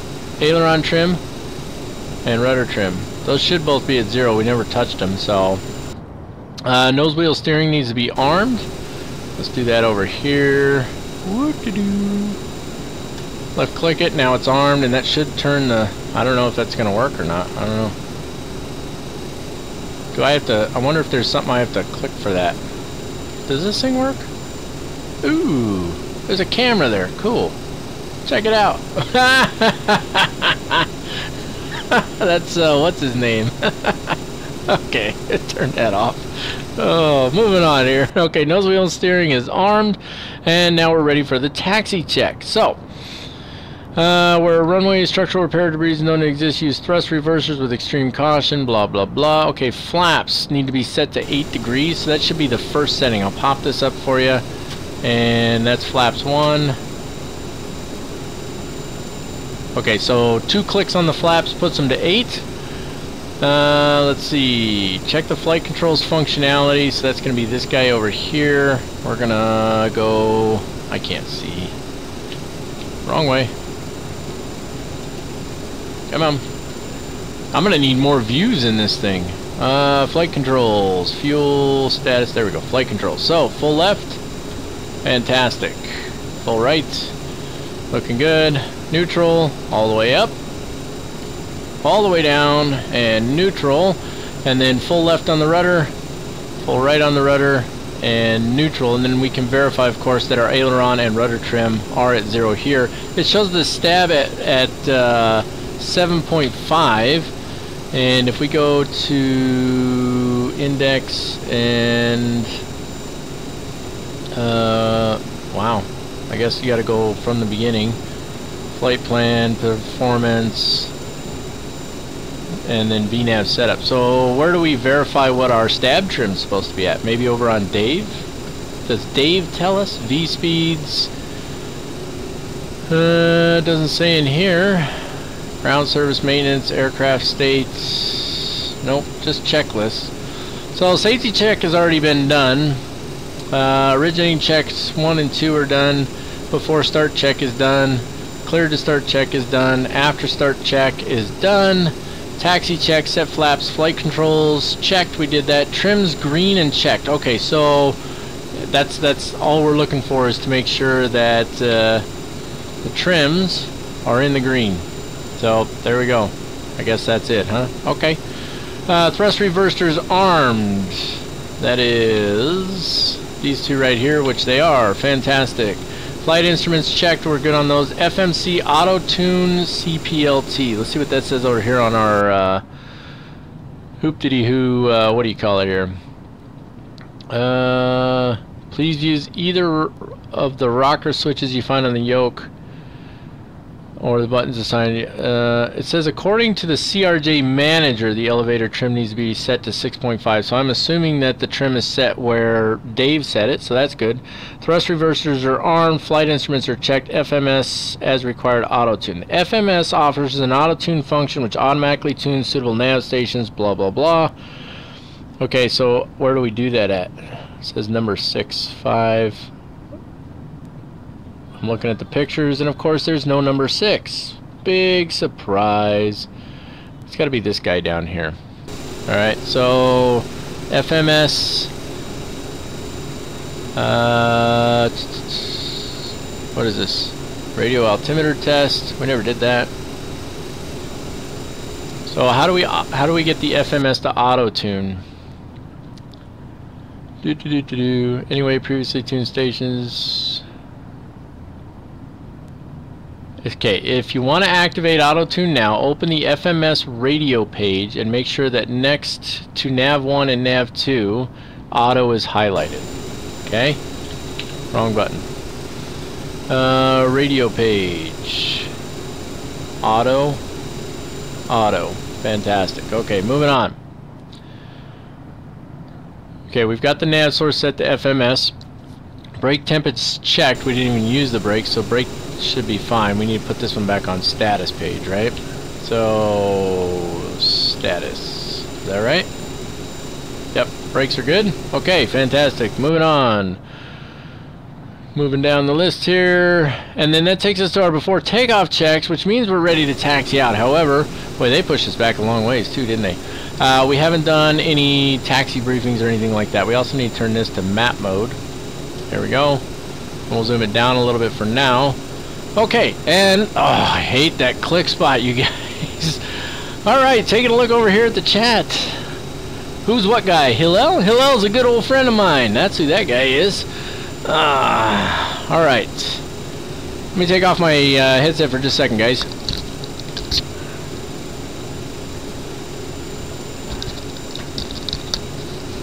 Alrighty. How come old people are always a CEO? I'm a CEO and I'm not old, so yeah. Oh, that stupid click spot really is a pain. Man, it just looks like we're pretty far back there, don't we? I feel like we should be right about here probably. So let me adjust that. Save the new camera position so that it always goes back there. Fantastic. Oh, that click spot's driving me insane. Track IR is going to come on here in a second. Maybe. Oh, yeah. It won't come on until it's plugged in. I had to unplug it to use my, what do you call it? VR headset, my Oculus Rift. Alright, now it's going to install device driver software. Of course it does. I mean, why not, right?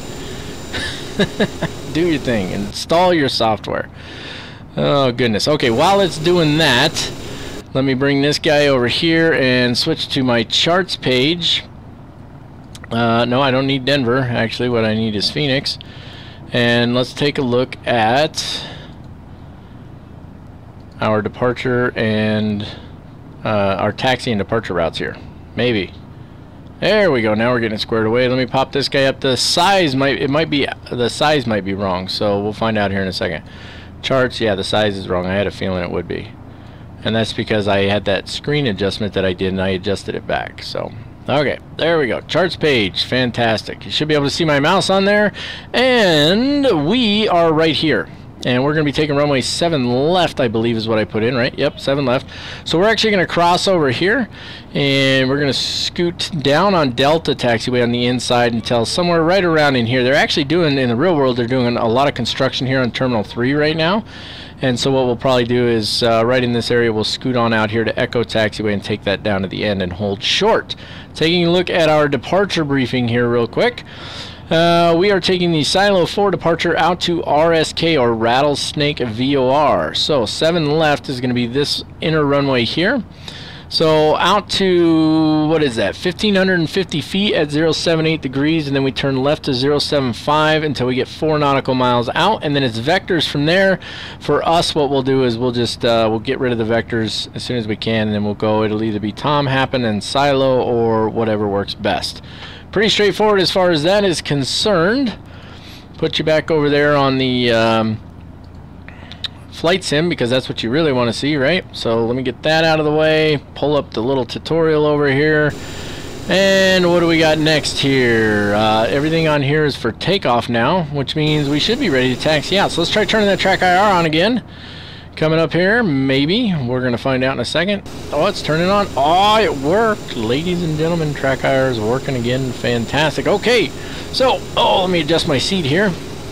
Great. Park and brake off. Maybe. Yep, it's off. Let's bring in a little thrust. And we shouldn't need too much. Well, we are heavy though, so we might need a little extra. I really look forward to the day when my 2 friends who fly CRJs in the real world can join us for, come on, let's get going, can join us for one of these flights. Alright, we need to swing her out there to the taxiway. Oh, she's picking up speed now, isn't she? Alright, not looking too bad. Anybody coming? No? Fantastic. Okay, what do we got over here in the comments? I don't like the heads-up display, Yusuf. It drives me kooky, so I don't like to use it. I tried using it on a flight recently. It's a video that you guys will see here in the not too distant future, and it's just very awkward to me. I don't mind a heads-up display in a military aircraft, but in a civilian aircraft it just feels really awkward to me, and so I kind of did away with it. No, it won't take 2 hours, but, you know, hey, if you're getting bored, man, you can always hop off. It's up to you. I think Yusuf's getting a little impatient here. We're doing just fine. Alright, slow her down just a little bit. We don't want to go too terribly fast here. I know that's probably going to upset Yusuf. He seems to be mad because I told him he didn't have to keep watching. It's alright, Yusuf. You can hang out or you can go. It's up to you, brother. But, yeah. This is all about learning here today. So, and this is an opportunity for me to learn the aircraft. And hopefully we'll be good to go here. So, yeah, some of the newer ones do. Oh, look at this guy. I hate... Oh. So I drive around on this airfield in the real world, and I'm going to tell you right now, right-of-way belongs to the aircraft. Right-of-way belongs to the aircraft every time. Oh, alright, you said. Well, I just wasn't sure. You said okay. I thought maybe you were going to bail on us there. Hey, Kevin, you made it back just in time. We're taxiing out now. That's how slow this is going. Yusuf's getting mad. Not really. He says he's not really getting mad. I'm giving him a hard time, though. Alright, let's get this bird moving here. We got to go all the way to the other end of the airfield still. Probably all of the AI traffic is just about left by now. Nope, there's some of them down there. It's funny, when you load into the sim, a lot of times the AI traffic just starts up and goes, like all of it at once. It'd be nice if they worked on a little more of a schedule. They kind of do with AI, with Ultimate Traffic Live, but it's still not, you know, it's still a little questionable at times, to say the least. Alright, taxiing along here, so we'll scoot on down to the other end. There have been times I've stood out here on top of that parking garage right there, and the aircraft will be lined up all the way down this thing waiting to take off, so E. Roth, hey, I'm glad, man. That's fantastic. I always love to hear that my videos have been helpful to somebody. I mean, after all, that is ultimately the idea. It's a bit of entertainment and a lot on the side of education. So thank you for letting me know that those helped you out. Notice that the frame rates seem to be doing pretty solid. I don't seem to be getting that choppiness right now. Now, we'll see what happens when we get airborne, because all of a sudden there's a lot more scenery in the frame. So we'll see what happens, but... so Shivam, are you talking default ATC on that though? That's the question, because default ATC is absolutely horrible, and I'd like to get a good ATC program, but I need to make sure it's one that's going to take care of the Ultimate Traffic Live AI as well. Yeah, I had to do it in Phoenix, Kevin. Kevin was coming through Phoenix the other day. I was going to try and get together, but it was too late by the time I got everything squared away. So, Fishy Gaming, yeah. There's so what do you mean? You talking about the flight? I'm kind of holding off on the black box stuff at the moment because I really need them to fix that issue on landing. As soon as the main gear touches down on that aircraft, the airplane tries to climb back in the air if you have any back pressure at all. And so what ends up happening is right before touchdown, you literally have to let off the stick, and so the thing just drops like the last 10 feet. And it's just terrible. You just can't have that. That needs to be squared away. So I'm kind of holding off on the A330 and A340 until they fix that particular issue. So I hope they do it pretty soon. Yeah, I don't use the default ATC, Shivam. It's just, it's rotten to the core. I can't stand it. It drives me insane. In fact, because I want to start using ATC on my videos, I was doing a flight, just a test flight in the 747. I said, okay, let's turn on default ATC. Had my flight plan in, everything like that. Had it filed inside the FSX flight planner and all that good stuff. And then it literally was trying to send me just for like hundreds of miles off course. It just wouldn't let me go on course. I had to turn it off. I'd had enough. Oh, it didn't bug me, Fishy. You talking in the forums there? You're the one who put in the 2 requests, one for a flight and one for a tutorial? If that's you, it didn't bother me. It doesn't bother me at all. I appreciate the requests for tutorials and for flights, guys. It doesn't bother me at all when you guys request those. I just haven't gotten to it yet because, again, I'm really hoping that they'll fix that issue pretty soon. Oh, I'll have to check that out. TKM, does it control AI traffic from Ultimate Traffic Live, though? That's the question. So I already passed Terminal 3, by the way. This is Terminal 2 right here, so we'll hop over to the other taxiway here in a second.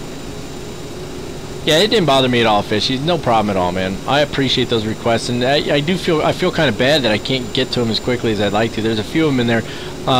Like there's a couple requests in there for folks who want to see some flights in the Q400, and I haven't flown it in so long that I need to refamiliarize myself with it. So I haven't done those flights yet. So I feel kind of bad about that. All right. Moving along here, we'll be taking off here shortly, guys. Hopefully we won't spend too much time down here at the hold short point. Takeoff procedures should be relatively straightforward, but again, this is all about learning the aircraft. It's the first time I've ever flown this airplane, so we're going to learn as we go. Alright, let me turn track IR off for a second here, and let's just start taking a look at what our our takeoff procedures are going to look like here. So lights and strobes will come on, obviously. Fuel crossflow, it says manual, then off. Make sure the crossfeed switch, or the crossfeed is switched to manual, and the crossfeed switches left and right are off. Not really sure why that is, but that's what we'll do. Ignition and anti-ice as required. So icing conditions aren't expected, so I'm not worried about that. But we will activate the continuous ignition. I don't care about flight attendant advisements. Transponder TCAS on as required. So we need to turn, it says turn the ATC selector to 1. We'll have to see what that's all about. That's number 5 there. And of course number 5 is the only one they don't have showing on their stupid picture. Really driving me nuts with that crap. And then radar terrain display is required. We don't really need either of those. Now interestingly enough, I have weather turned on. I don't know how clear the weather is outside. I haven't been out in a couple hours, so I don't know how accurate it is right now. But like there's no clouds out there at all. Now it does say perfectly clear skies. Let's see what it says for Denver. Denver says cloudy. So we're going to see I turned off active sky cloud art. in favor of Rex Skyforce. So hopefully that worked properly, and we'll have the clouds that we're supposed to have and so on. Let's see. Cast, checked, and cleared. I don't even know what that means. So there's a few things we got to go through here. It's the crew advisory system. So we need to make sure we're on FMS1, which we are.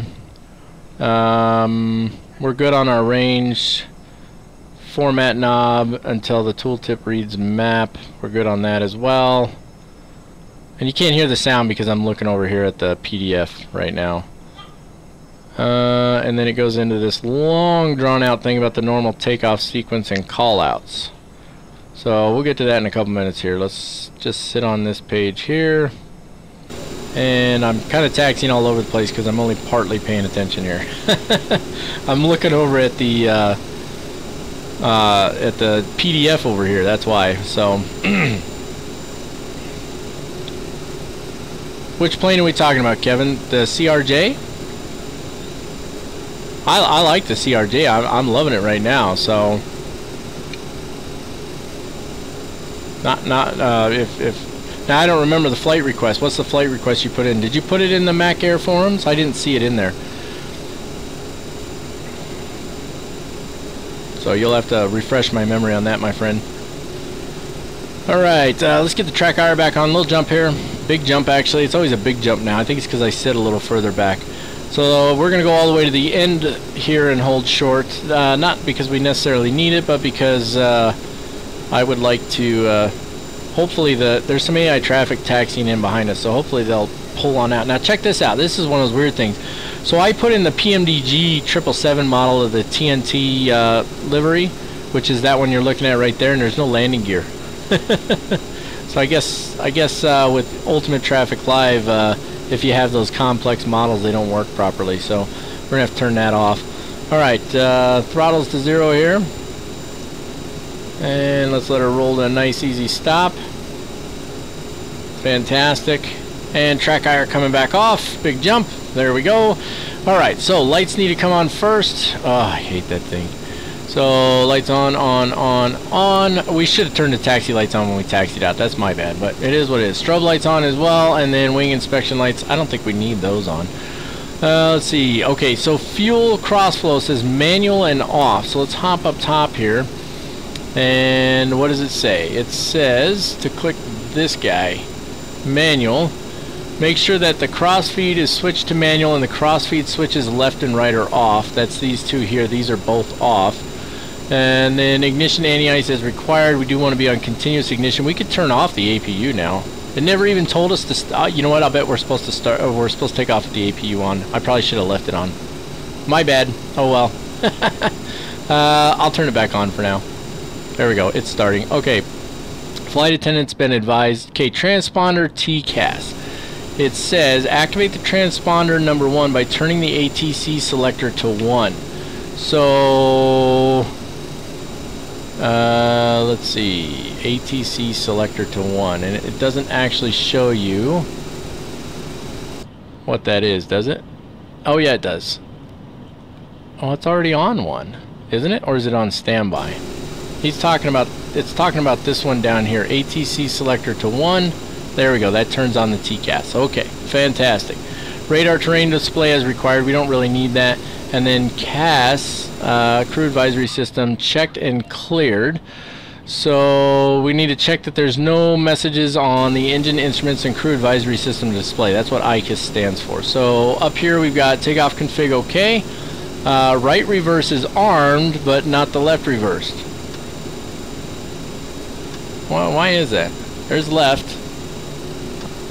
Well, hopefully they both work because we've only got one armed. Fantastic. What else? So that's good. Pitch roll on there, that looks good. Let's see. FADEC full authority, fuel shutoffs. That's all good. Did we turn the D10 on to know where the throttles are? I don't know if we did. Let's go to Dave again. Let's go home. Go to options, dual queue, quick, help messages. Yes, we have it on show. Okay, fantastic. Back over to our checklist. Taxi check was done. Before takeoff check, lights and strobes are good. Fuel cross flow is good. Ignition anti-ice as required is good. Flight attendant is advised. TCAS is on. Radar terrain display is good. And checked and cleared. We've got everything set on the CAS. So, normal takeoff. It says the vertical modes comprise altitude hold, vertical speed, and speed mode. Altitude hold commands the autopilot to hold the current altitude. It's able to switch from either vertical mode to altitude hold. After describing the other two modes, this will make more sense. Vertical speed mode commands the autopilot to hold a predefined commanded vertical speed, say 2,000 feet per minute. In case the autopilot approaches a pre-selected altitude with activated vertical speed mode, the autopilot will switch from vertical speed mode to altitude hold. It's not to be misunderstood as some sort of auto thrust. It does not have an auto thrust system. So, the speed mode is rather helpful, especially when working with the already mentioned fixed throttle, lever gauge, blah blah blah. Thrust. Oh my goodness. Boy, they really just went all out on this thing, didn't they? Okay, so that's going to take us up to climb checks. Alright. Enough is enough.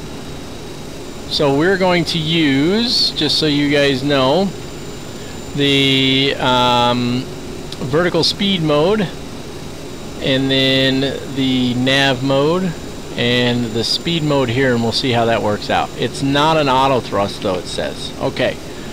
Track hour coming on. Big jump. John Vinny, welcome to the flight, my friend. Glad you could join us. Let's go ahead and roll her out here. Alright. Did you just send it, Kevin, or did you send it previously? If you sent it previously, it's in there somewhere. I don't see any aircraft on final, so that's good. That guy. He better not pull out on that runway in front of us. Approaching 07 left. Alright, frame rates are still looking good. Let's hope that holds out. Let me get this where I need it here. There we go. Don't click in the middle of the windscreen, guys. Alright, still clear. Yep, still looking good. Alright. And remember, the nose wheel is all the way at the front of this aircraft, so you don't really have to slide past the center line quite so much. On runway 0. So I'm assuming we just run the thrust up, right? I mean, it doesn't really tell us anything else. So let me pop this guy up here and see now, where's this throttle detent hint that it speaks of?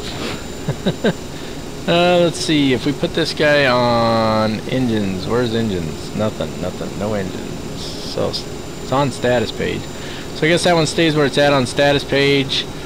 That's the APU. I'm assuming we're going to turn that off, but we'll see. I'm going to undock this guy so that I have a little bit clearer view over here. And there's that. Oh, driving me nuts. Okay, throttle's coming up. So bring in a little thrust here. It's on the PFD. Oh, okay. Alright, we'll see if we can figure it out. There's our toga mode there. And away we go. We'll try to keep her around the center of the runway. And there's some nice shake in there. Probably more than would be realistic. Up, up, and away. Okay, darling. Okay, I love you. Alright, coming up on our V speeds. My wife was just letting me know she needs to step out. There's rotate. And we're climbing. Let's go ahead and get the gear up. There it is. And following the flight director for now. Oh, she's climbing nice. Little choppiness after we took off. We had the same issue last time, remember? See, now that speed's coming back pretty quick though, isn't it? Look at that. Interesting. So it should want us to bring the nose down a little now. I'm surprised it still wants us to climb that fast. And we're going to end up getting below our speed here if we're not careful. Alright, we're not looking too bad here, guys. Alright. Let's get the track IR off real quick. I'm going to go to auto flight earlier than usual. So let's go. We need vertical speed mode, nav mode, and speed mode, and then autopilot engage. And let's see what it does here.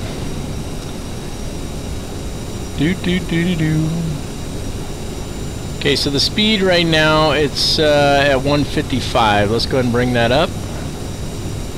I don't know how this is not an auto throttle, to be honest with you. Oh, it uses the vertical speed to adjust. That's why. That's why it's not an auto throttle. So let's bring it up to 240. Oh, that's way too high.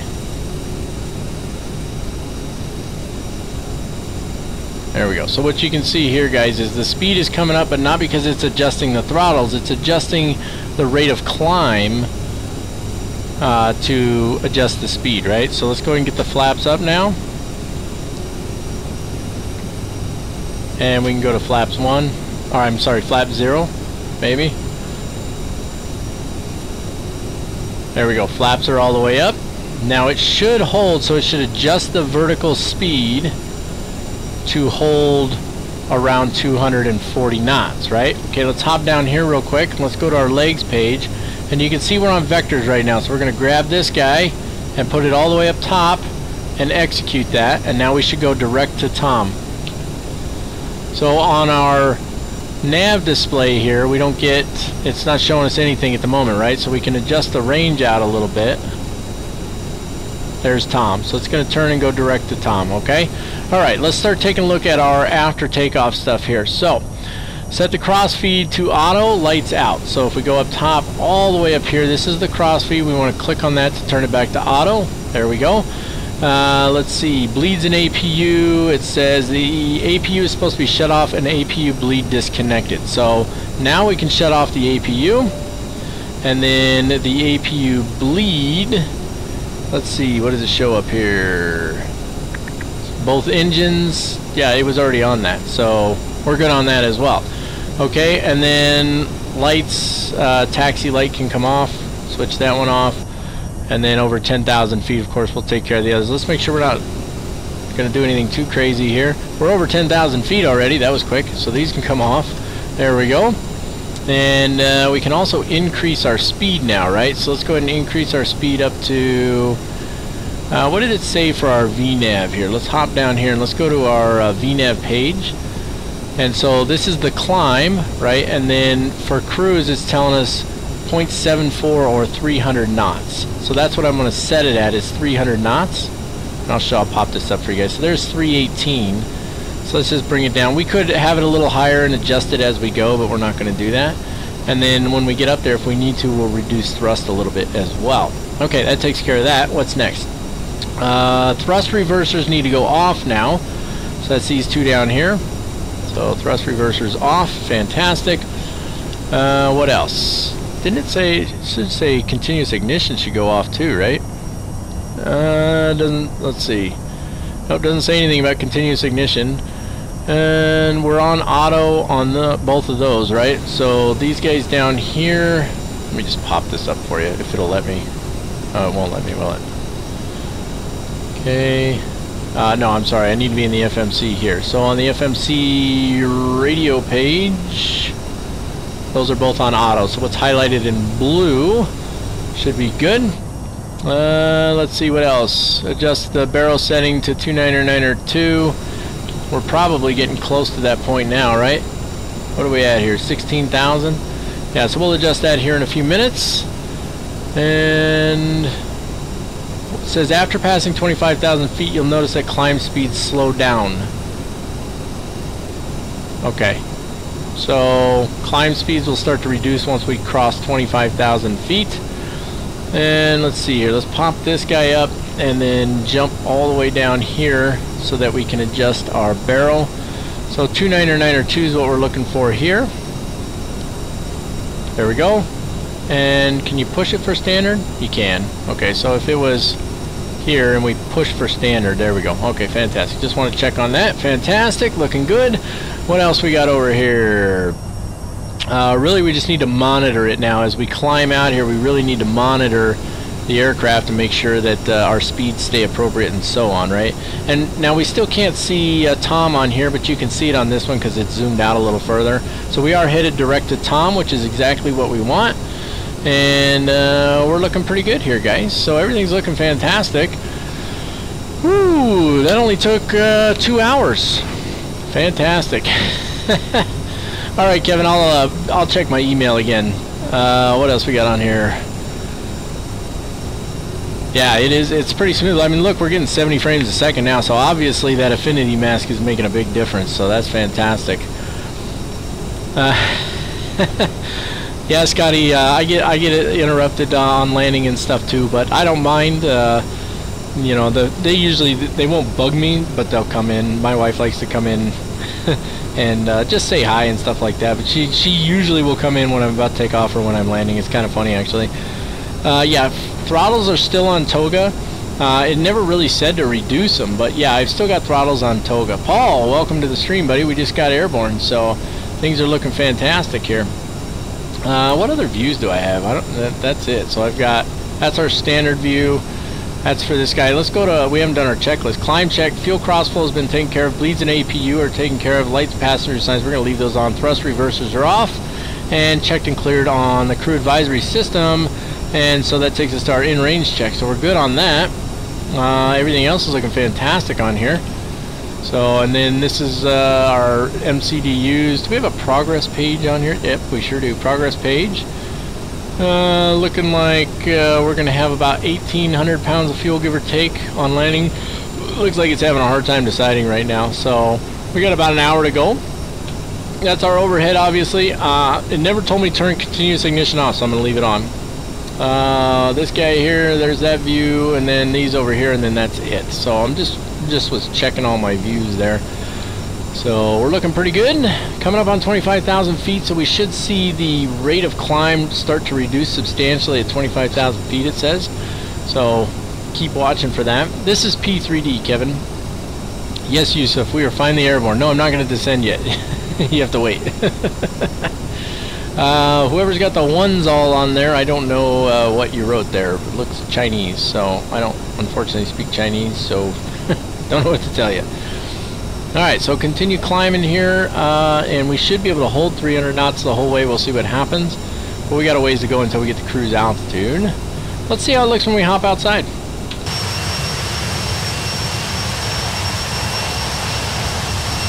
It's a pretty airplane, that's for sure. Boy, there's a lot of steps to get fired up, though, isn't there? Full flight tutorial on this one's going to take a little while, guys. But when we get it done, that'll be good, because then we can start doing more flights in this. So what I'm probably going to end up doing is do the full flight tutorial here pretty soon on this aircraft. And then whenever my friends are able to, at least one of them is able to come over here and do a flight with me, we'll go through some real-world procedures with them. We try to do real-world as much as we can anyway, but when they get over here, when they can come over here, then we'll get an opportunity to talk a little bit about their, company procedures and things, little quirks and tips and tricks and stuff that they can tell us. So, greetings from Turkey, says Yusuf. Greetings back to you from Phoenix, Arizona, Yusuf. The affinity, I forget what, to be honest with you, Shivim, I don't remember. Eric gave me the setting. We double checked. I am I think it's called hyper threading. So he just sent me an email or whatever, and he said, here, put this in at the top of your config file. So there we go. Well, the fun bit's going to be landing, Paul. No, it's not a private jet. This is commercial. So we're at 99 frames a second there. So we're doing good. I didn't choose Turkish Airlines because I'm flying out of Phoenix, and Turkish Airlines doesn't fly CRJs in the Phoenix area. American Eagle is a commuter airline here in the United States, and my daughter works for them. Yeah, Shim, I'll try to remember to take a look and tell you what it was. All right, let's hop back inside here for now. We're looking fantastic on everything. There's 30,000 feet. So now you see it's starting to struggle to maintain speed, right? So what we can do here is we could change to vertical speed mode, right? And so vertical speed right now, it's got it at 2.2. So let's bring that down a little bit. Let's bring it down to say 1500, because you can see our speed has dropped quite a bit here, and we're set at Mach 0.74, so we want to actually adjust our speed to, what did we say it was? Let me hop back down here. VNAV, we said our cruise was going to be Mach 0.74, so that's where we want to set it at. Put that back on the progress page. So we'll set it to Mach 0.74. That's where we're going to want to be at cruise, so that's going to be right in there. And you can see the speed is still coming down, so obviously we need to reduce our rate of descent a bit more. Let's bring it down to 500 feet per minute until our speed gets back up.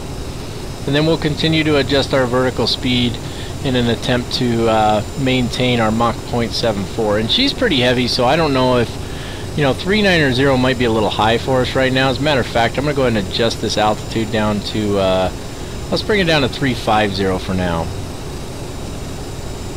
I think that's going to be a little bit better there, 350.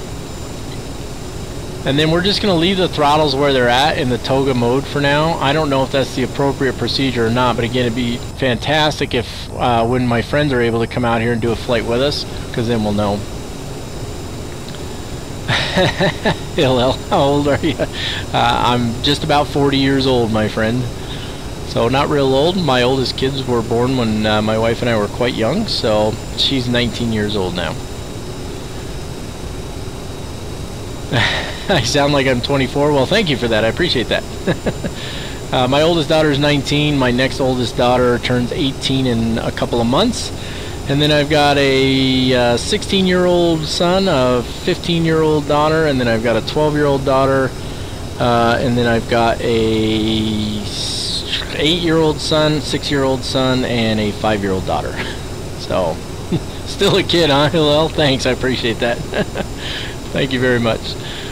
Alright, so we're just climbing at 500 feet per minute right now. You can see we're on course now, so it did pick it up, and we're going to silo next, and so that's going to take us off of our departure here, and then on course from there. Actually, it's to RSK, but then RSK transitions us right onto the arrival, so it doesn't have an auto throttle AirLive, so it's got a speed mode which you can use during the climb, and it'll adjust the vertical rate of climb to adjust for speed, but it doesn't actually have an auto throttle to hold speed.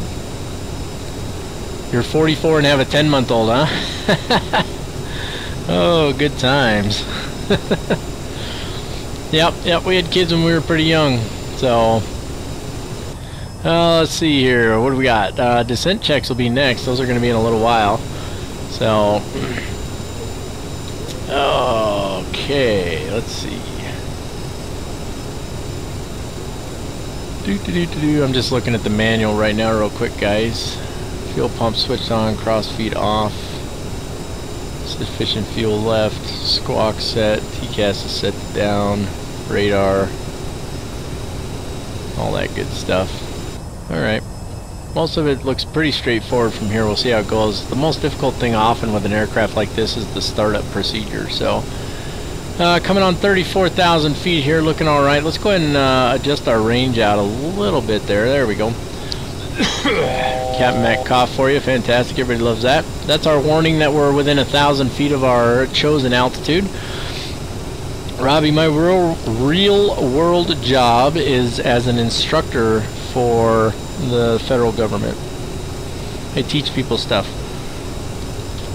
What I teach is a different story, but I teach people stuff. Some people on here know what my job is. If nobody on here knows, I'll tell you. The wind in Denver is 120 at 5 knots. That should hold out. We're not going to be but an hour flight time. 3011 on the altimeter.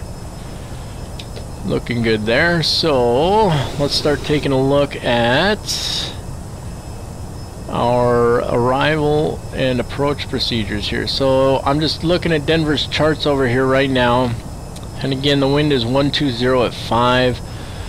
So I'm thinking we could probably go runway 16 left. That's a 12,000 foot runway. It's plenty of space to work with, and that's going to be minimal crosswind. So runway 16 left, and let me see here. So let me choose that chart here real quick.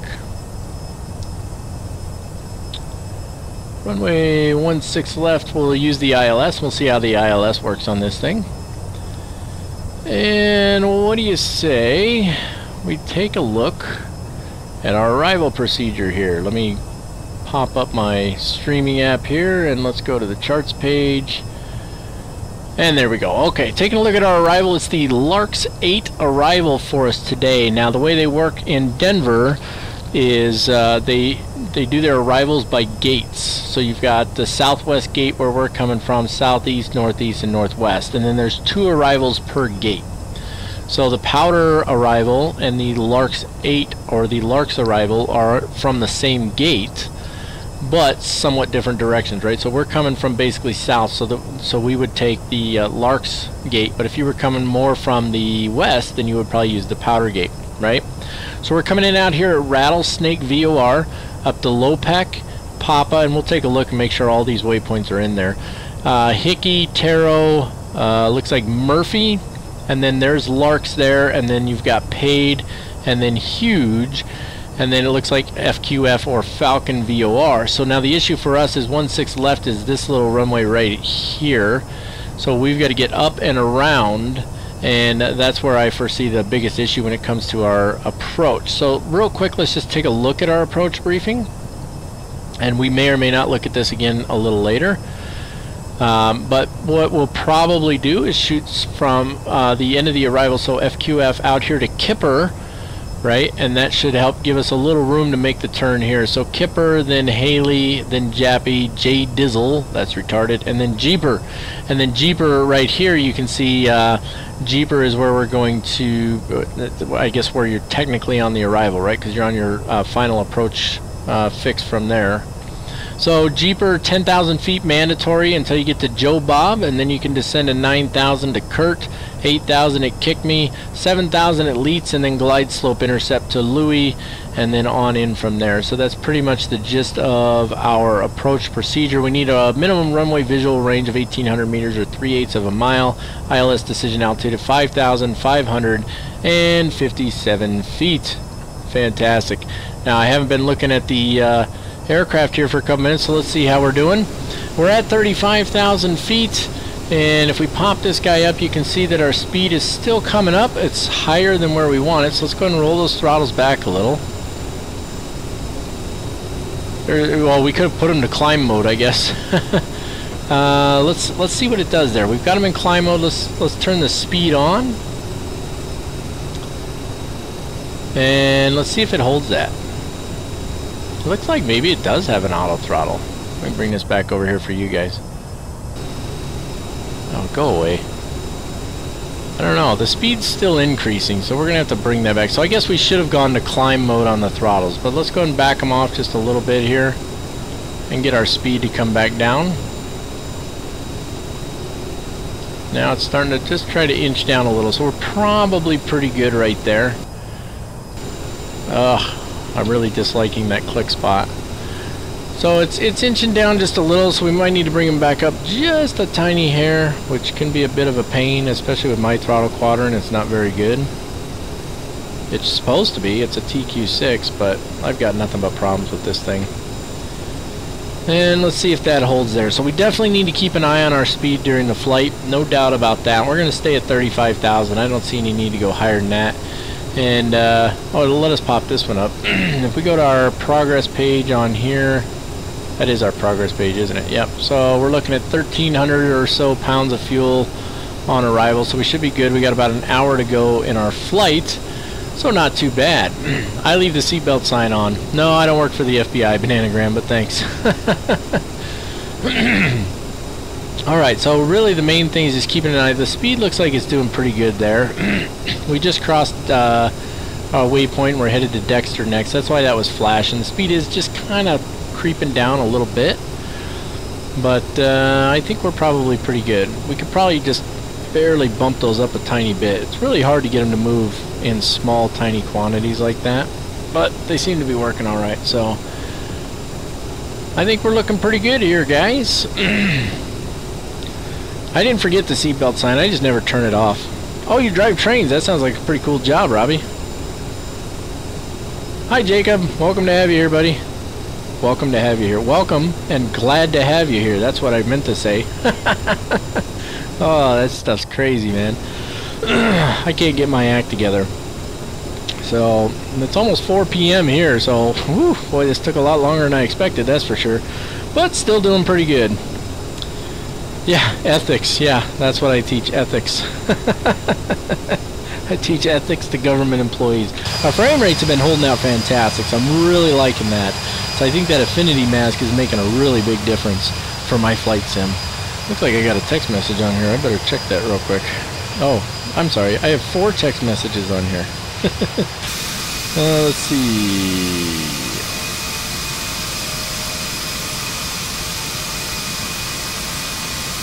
Let's see. Okay. Eric's just helping me tweak out, not tweak out, but tweak my P3D a little bit more.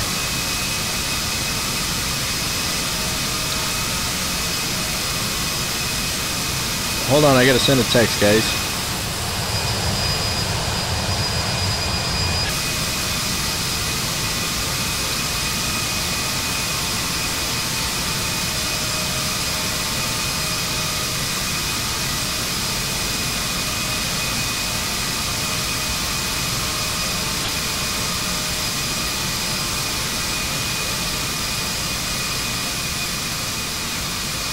Alright, text message sent.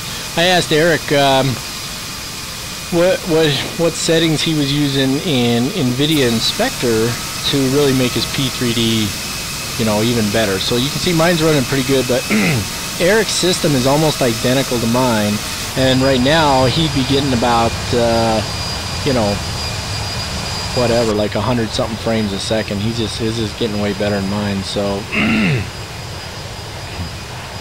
No, I'm not getting the credit. I just got allergies, Scotty. And Arizona's famous for its allergies these days, so I'm kind of stuck with those. But anyway, yeah, we're trying to tune this up a little more. I picked up a 500 gig SSD the other day that I want to put in my computer, and I was going to put it in yesterday. However, turns out that I don't have the power cord that I have coming from the power source to my drives only has space for 3 drives on it, and I've got 2 HHDs in there, and then the DVD drive already connected to it. So I have to buy another power cord, and then I need to get a longer SATA 3 cable because the one that I have isn't long enough to reach the motherboard from where the hard drive goes. Now here's the kicker though, and this is the tough part. Once I put it in, I'm going to move P3D over to that SSD drive, which means all of the stuff I have installed on here has to be uninstalled, everything has to be cleaned out, and then I have to reinstall P3D over on the SSD and then reinstall all of my add-ons. So it's like a full day process. For those of you who've never done it, it's going to be a pain. Hillel, I am going to build a new rig here pretty soon. Actually, I did just build one. I built one for my wife. So my old computer became her computer, and it's old, like seriously old. So it just became, you know, just clogged and wouldn't do its job right. And so we said, okay, we're going to rebuild it. A friend of mine rebuilt his computer and gave me his old motherboard, which is a really good gigabyte motherboard, and it had an i7 4770 processor in it, so a really good processor. And then he also gave me my 980 Ti. So I had a 980, so I took that, the motherboard, the new processor, got a new drive for her computer, and started putting it together, and her case wasn't big enough for it. So I went to the electronics store, I got a new computer case, it's really cool, picked up a few fans with some LED lights on and all that stuff, and we basically rebuilt her computer completely, and it looks absolutely awesome. So, and it works fantastic. So my next project is either going to be to rebuild mine, which I don't really need to rebuild everything. I've got a really good motherboard, but I would like to upgrade the graphics card and probably upgrade the processor, which is going to mean putting a new OS on there and stuff like that. So we'll see. Well, excuse me, we'll see what happens. Just symbolic link it? What do you mean? You lost me on that one. The little flap open on the rear starboard side. That's the APU. That's where the... You're talking about this guy right here, I'm assuming, right? Yeah, that should be the APU intake. Probably shouldn't be open. That's correct, Jacob. Sort of. I was an EOD tech, and now I teach explosives.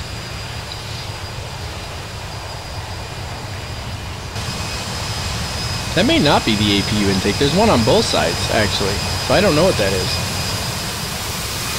Just up and left of that? I don't know, let me see. Let's go to view here. Oh, this guy here. Yeah, that's the APU intake. Now, why that's open? Oh, you know what? I'll bet you. So, power fuel. Let's turn that off and see if that closed it. Yep, that closed it. So I didn't turn off that switch. My bad. That would have torn that thing right off, though. Would have ripped it right off of there, huh? Oh, my goodness. Okay, new text message. Hold on a second.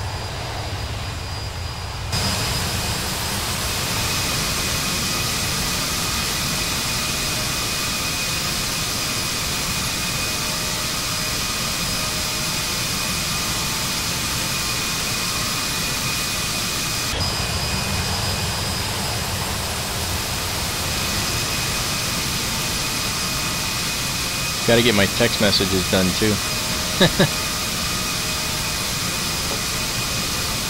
Alrighty. Well, we're looking pretty good here, guys. Not too shabby, huh? How's that stream looking? Has it been nice and solid for you? No buffering or any weirdness like that? I did just notice that on the display here, this is kind of... That's not what I wanted to move. Come back here. There we go. Let me move this guy over for you. Because that, where it says academic version or whatever. Oh, come on now. Oh, it's being a pain. Won't let me move it. Come on. There we go. That's all I wanted to do. Just move it. Alright, that's good. Get that back out of the way now. Somebody said something about hold on, I got sidetracked here. Oh, never mind.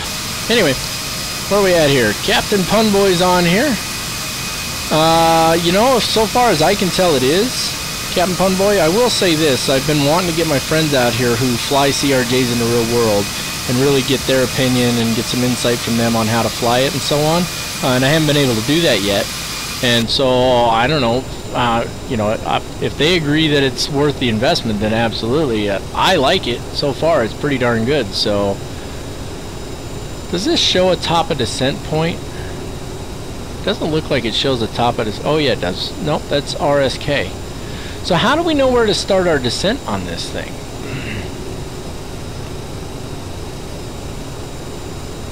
Oh, that's the wrong switch. That's why. Okay, let's shrink that back down and let me look at the manual here and see what it says about that. Okay. Thanks, E-Roth. I appreciate it, man. Yeah, I think it should show the top of descent. So I'm just looking over here in the manual right now. TCAS, radar, all that stuff. Terrain display. Landing data. Nav 1 to the localizer.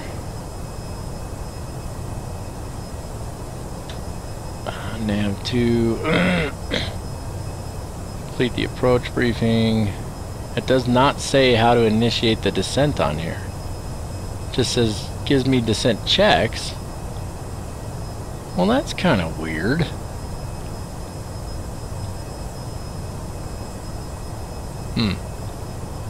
Okay.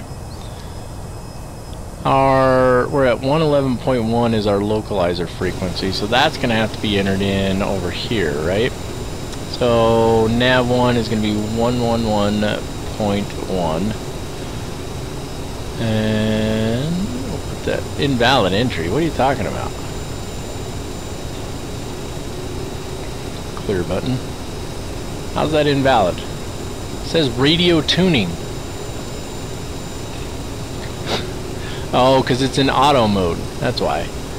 So if I switch it to manual mode and then I go... no. Oh, that's why I did 11.11. Let's put it back to auto real quick. 111.1. 3.10. There we go. Okay. So that's our localizer frequency. And it looks like we don't have a localizer switch, just an approach switch on here. So that'll be alright. What do we got in the chat going on over here? University Wi-Fi. You have to set up VNAV if I remember right. VNAV for what? What are we talking about? Oh. I have to set up the VNAV for the top of descent? Put throttle and climb and select speed, you will descend. No, I get that. I know how to descend. What I mean is, what about my top of descent? That's not showing up on here, right? So even if I zoom this out, I'm not seeing top of descent on here.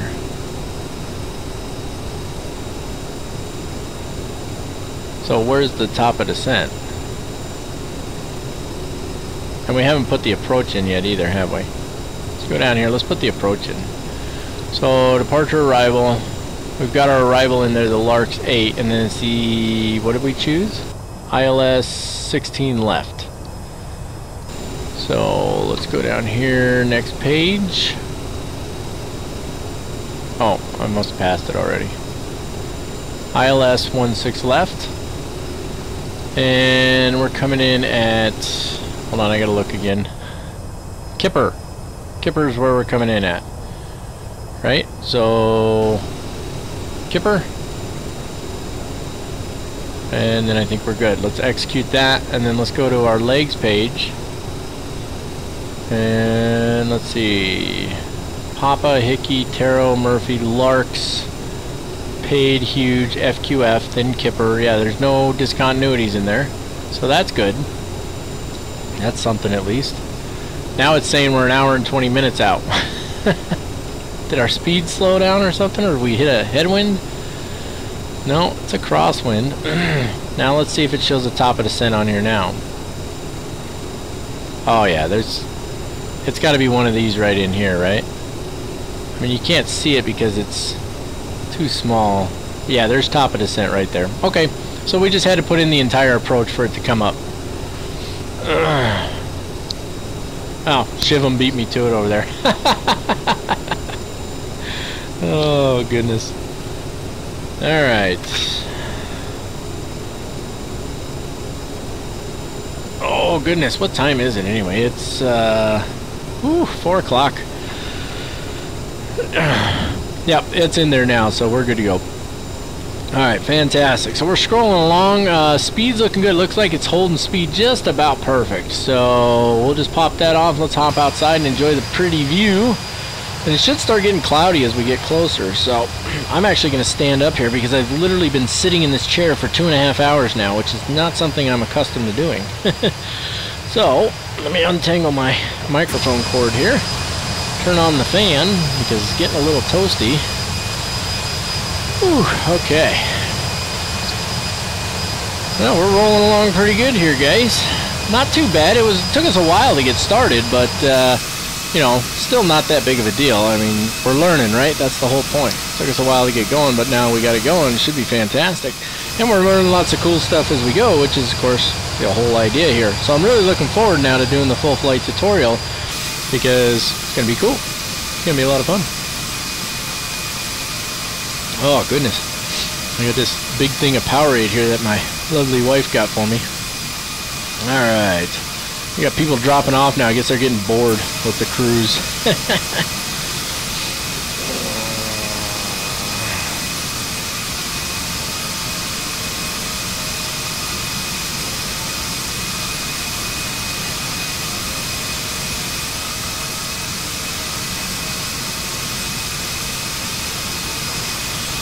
Alright. It's a very well done aircraft.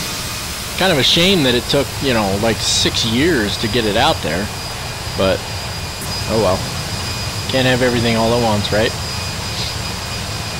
So talk to me, guys. What do we got going on? Nothing? Crickets?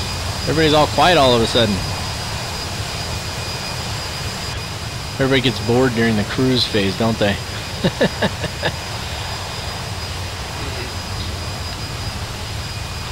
We got a couple of the sponsors on here right now. Shivam's on here, Kevin's on here. We got picked up a new sponsor with Fishy. You guys do me a favor, just take a minute. Anybody you see on there, they've got, if their name shows up in green and you see the little Captain Mac logo next to their name, that means that they're sponsoring the channel. And all that means when you sponsor the channel is that you're basically giving a monthly donation of whatever amount you choose. And then you get a couple special perks like, you know, I'm supposed to make up some like emojis, I don't really know yet, but mainly, you know, your name pops up there in a different color and stuff like that. What it really boils down to is it's just supporting the channel with a little bit of financial means to try and help advance what we're trying to do here. So I really appreciate that from all my sponsors. It's really fantastic. You guys are just wonderful. So, and I appreciate all my subscribers, and those of you who aren't subscribers but you're hopping on here and watching, well, I really appreciate you taking the time to do so. And I hope that you'll hop down and hit the subscribe button as well, because we're getting close to 6,000 subscribers now, which is just blows my mind every time I think about it, you know. There's Kevin throwing up the only emoji that I've made, the little airplane. SXAD scenery? Is that Pensacola, Kevin? Is that the flight you requested, Dallas to Pensacola? Wasn't able to get a hold of that guy last stream. What are all the programs I need to get my flights recorded on Mac Air? I think I missed some. Okay, so here's what you need, Jacob. Yeah, let's start with this. Do you have FSX or P3D or X-Plane? Any one of the three.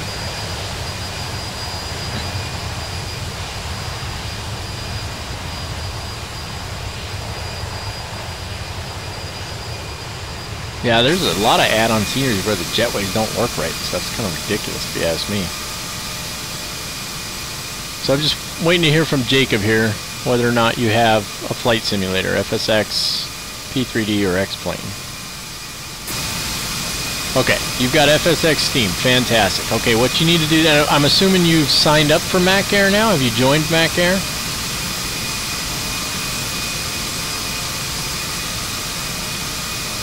Epsta, what's going on? How are you? Great to have you here. Thanks for joining us.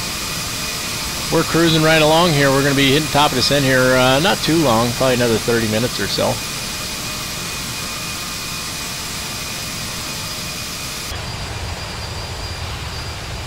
Your Mac 0311? That's awesome, dude. 0311 in the Marine Corps is infantry, basic infantry MOS, and that was my original job in the Marine Corps, 0311, so that's awesome. Okay, so you've joined Mac Air, so you need to download Mac, it's called Mac Cars, right? So that's our A-Cars system. So if you go to the download section, download Mac Cars, and install it. And that's all you need to record your flights is Mac Cars. Do me a favor if you would, please, Kevin. Just send me another email on that. I do want to get that flight in, and I've actually started getting a lot of emails lately. So, oh, you already did that. Then you should be good to go. When all you do is when you want to do a flight, you go into the schedules page, search for the flight you want to do, and then you click on the bid button. And then after you bid on the flight, you open up your A-Cars, your Mac Cars. Go all the way to the tab over on the right where it says bids, current bids or something like that. Find the flight you want to do, click on it and click fly bid, and it'll populate it over in the PyRep, and then you hit start flight. Oh, good point, Fishy. My apologies. Do you have FSUI PC, Jacob?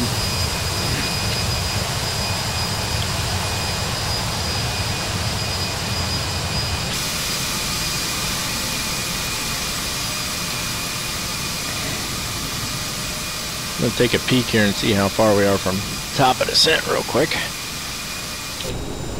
Oh, we should have a ways to go yet. Oh yeah. So that's the 160 nautical mile ring. So let's zoom this down a little. So that'll be 160 there. So we're really looking for when it gets around 80 to start prepping.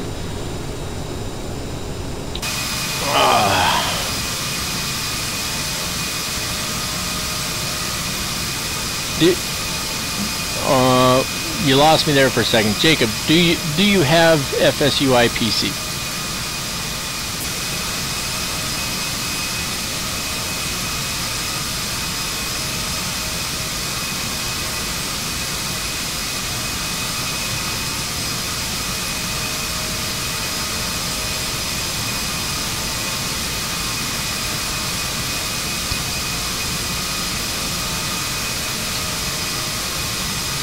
Okay, so that's going to be your issue there, Jacob.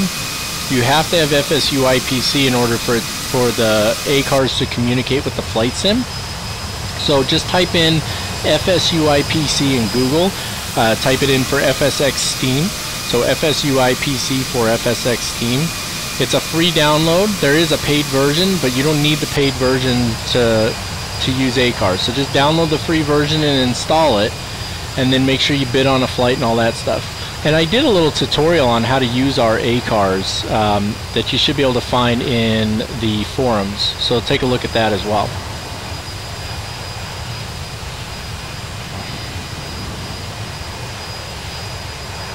Yeah, Fess, I think that's part of the problem. He wasn't hitting add bid, but he also doesn't have FSU IPC, so even if he did add bid, it's not going to connect.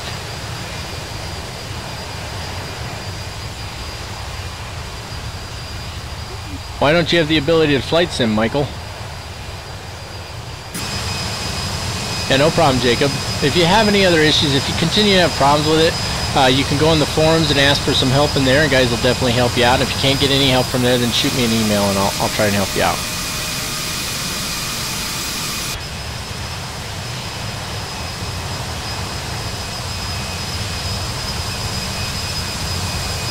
Still waiting to find out why Michael can't flight sim.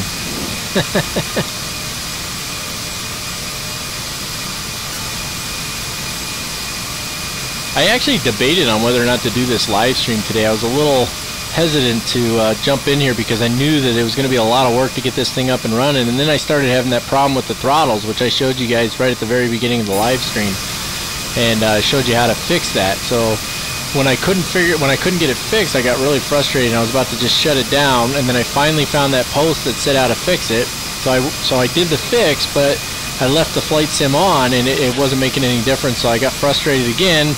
So I shut it down. I was like, okay, let's start it back up and see if it works, and sure enough it worked, and so here we are. But yeah, I almost put this one off, guys. Hey Greg, how's it going, buddy? I didn't know that was you. Why does it say Fest Crowfall? That must mean something. I've been enjoying it too, Fishy. I really like doing live streams. For those of you who don't know, I really have a great time doing these. I love interacting with you guys. I love the conversation. I love the back and forth, and you know, there's a lot of other benefits to live streams too. Like when I do videos, which I enjoy doing my videos too, but there's a lot of editing involved and stuff. Like I've got 4 videos that are done right now that I'm working on the editing for, right? With the live stream, everything's just out there. There's no editing to it. I do the live stream and it automatically uploads to YouTube. And so the video from the live stream, you get the exact same thing you got during the live stream. So it definitely makes it a little easier, and it's a lot of fun to do it. I have a great time doing this with you guys.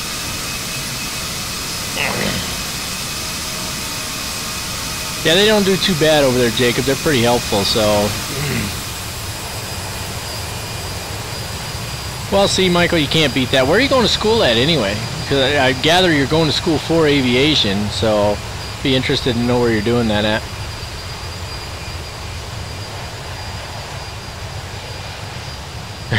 Greg's always sneaky.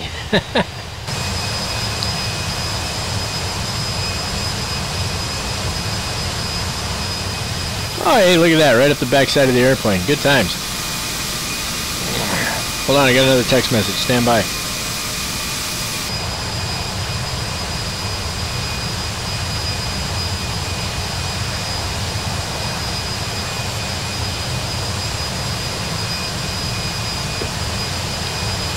Look at the scenery down there. That was kind of weird. Why is that supposed to be farm fields or something? Yeah, it looks like farm fields in the middle of the mountains. That's kind of weird. I actually, for the 3rd time, I had to get rid of, what do you call it, Orbix North America.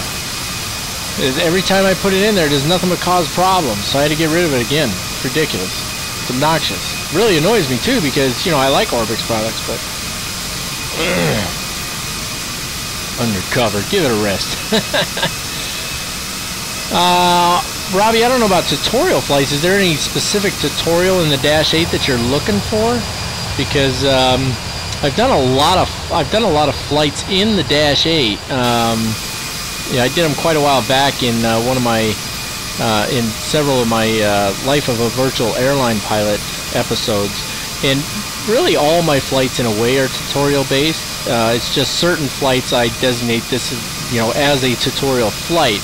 With the Q400, because the process for startup was so long, when I originally did it, I decided to do just the cold and dark start tutorial. But if you watch my flights in the Q400 later on, I go from the end of that tutorial, I go through everything that's required for the rest of the flight. So there's definitely plenty of tutorial information on it out there. So,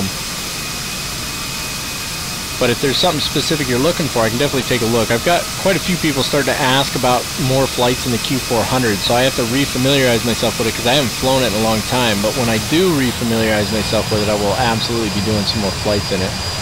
Hey, we just picked up a new sponsor, guys. TKM92 just decided to sponsor the channel. Man, that is fantastic. Look at that. You guys are amazing.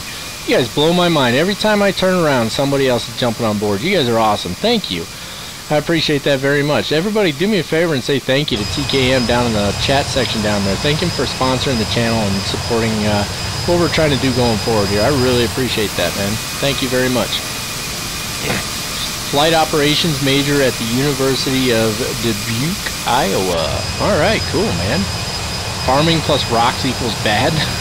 That was random. It wasn't working on your P3D, huh? But their customer service is pretty darn good. I didn't have any problems going to P3D version 4, so it worked out fine for me. Hold on a second, I got a small 5-year-old in here who needs clothes. Yes, sweetie. Why did you take your clothes off? Because they were wet. How'd they get wet? You don't know? I'm pretty sure you know. Here, come here. You're pretty sure you don't? Yeah. I'm pretty sure you do. How'd you get them wet? How'd you get them wet? I don't know. Yeah, you do, you liar. You are right. No, I'm not. Alright. Can you sit in my lap? Yeah, hold on a minute. You're gonna, after I put your shirt on, you gotta close the door though, okay?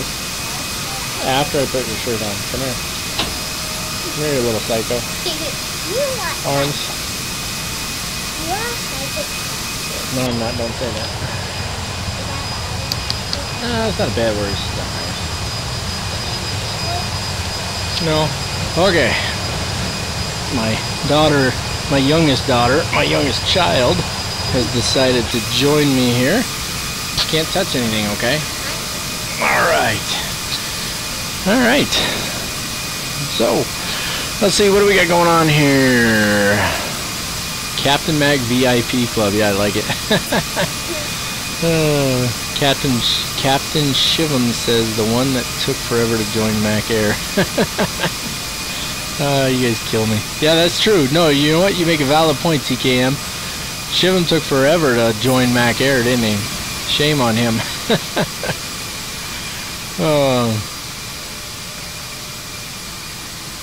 Oh, no, Kevin, I got the Pro Edition too. I didn't have any problems with it though. In fact, it was awesome because I bought the Pilot Edition initially, and then the Pro Edition came out for FSX, and I bought that. And then I found out that the upgrade from FSX to P3D version 4 for the Pro Edition was only cost me $23. Now that's a company taking care of their customers right there. $23 to upgrade that aircraft. I was really pleased with that. So, good company. I like them. Let's see how we're looking here on speed and all that stuff. Speed is holding good. Looks like we did a good job on setting the throttles, so that's good. And top of descent's a little over 80 nautical miles out still. So where are you going with that? Okay. Close the door behind you, baby. Alright, so we're looking pretty good here, guys. A little ways to go yet till we hit top of descent. Oh, she left already. she got bored. She couldn't play with anything, so she left.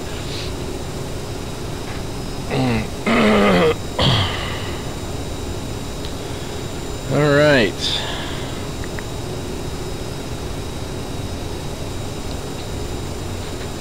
So, let's see here. Alright, let me pull up the manual here. We're a little ways out yet, but I want to just start looking again, kind of prepping. This is what I do when I'm not familiar with an aircraft. I'll look over and over again, prepping for top of descent, right? So, landing elevation should already be set, right? We already set that. Let's double check that in... It should be on here, right? Nope. Should be on this one. Landing elevation, 5,440. So we've already set the landing elevation. We don't need to do that. It says check that the fuel pumps are switched to on, crossfeed is switched off.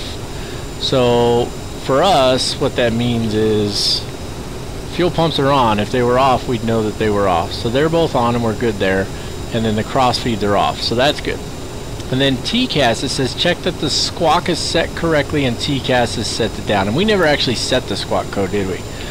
So the squawk code would be this guy down here.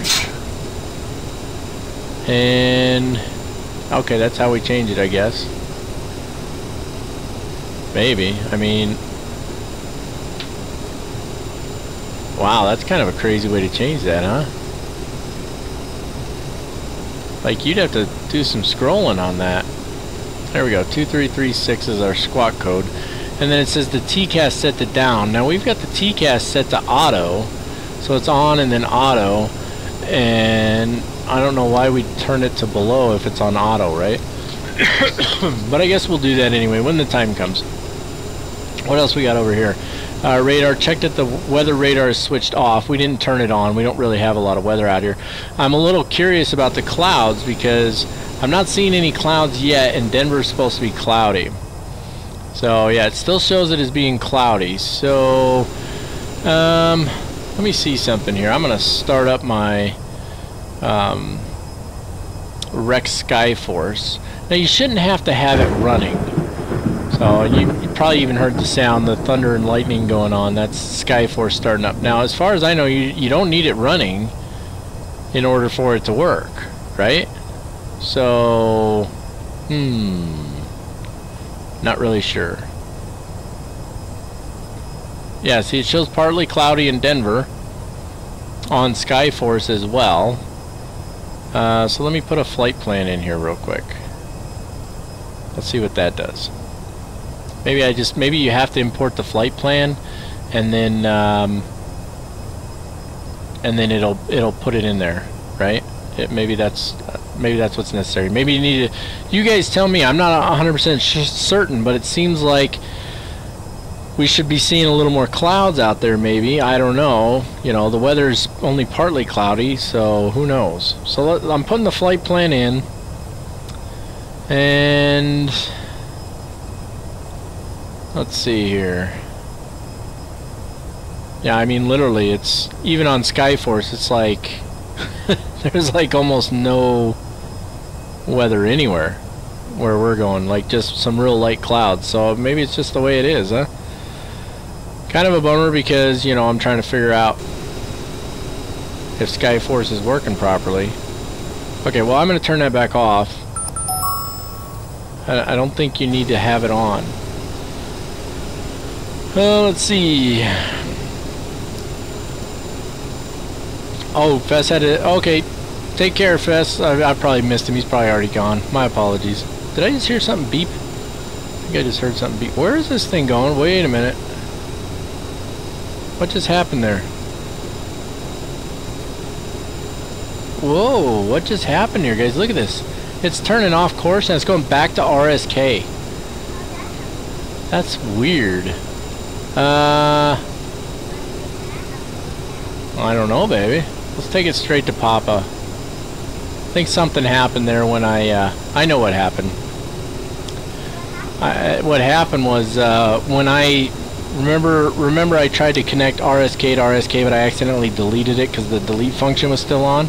That's what happened. So when I connected it, it's taken part of the arrival and part of the departure and trying to put them together.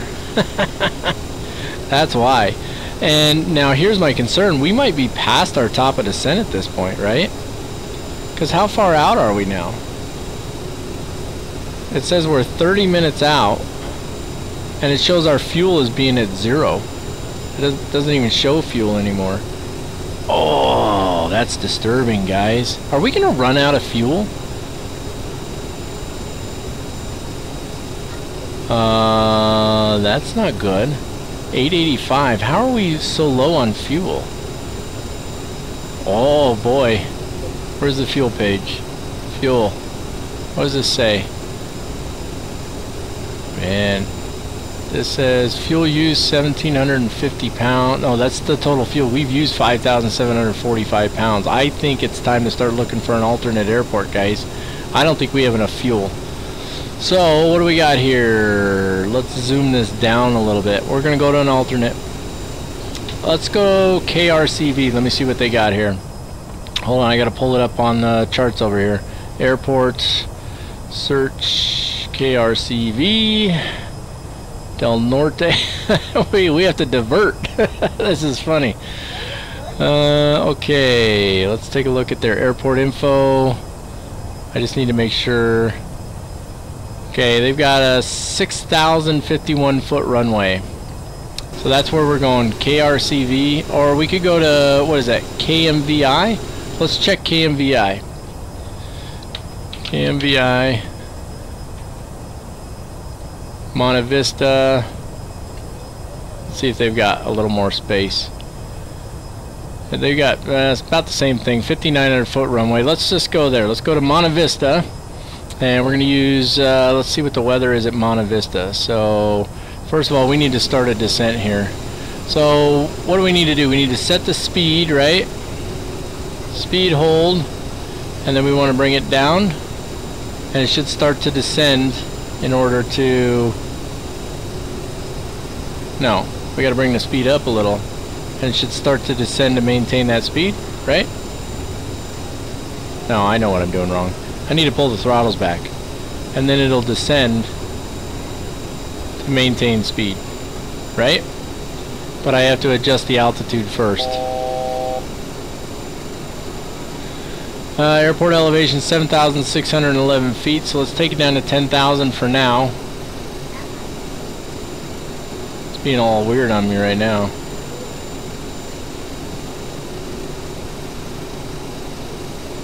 Okay, speed. And there we go, starting a descent now. Okay, so looking at Monte Vista, let's look at what approaches they have available. They've got RNAV GPS runway 20. That's the approach we're going to be taking here. And it looks like we're going to come in out at Logby maybe. Alright, so let's see if we can set that up down here. We didn't add it, so let's go... Can't go direct to intersection, can we? Nearest airports, there we go.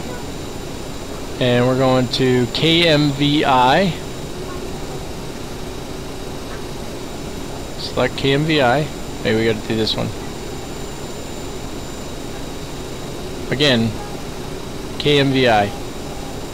It just tells us what's there. What the heck just happened? Okay, we're descending at a decent rate. It won't let me select it though. It won't let me select KMVI as an airport. That's kind of weird. What about KRCV? It won't let me select any of these. So, KMVI is currently... Yeah, it's telling us we'll have like 86 pounds of fuel left when we get there. Holy cow. Yeah, it won't let me pick them. Wow, this is a little stressful, guys. I'm sure the comments are going wild down there. I didn't hide the yoke, I just moved in front of it. Okay.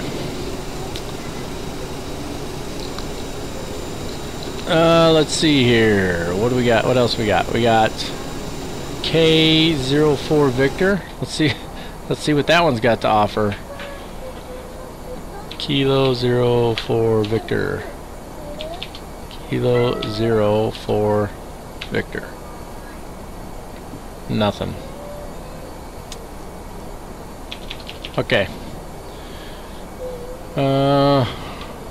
Let's do KRCV, because I can find that one.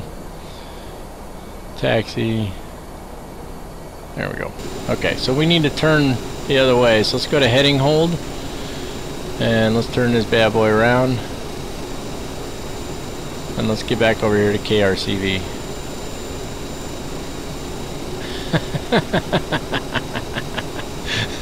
This is pretty funny, guys. Let's see. They've got a RNAV approach.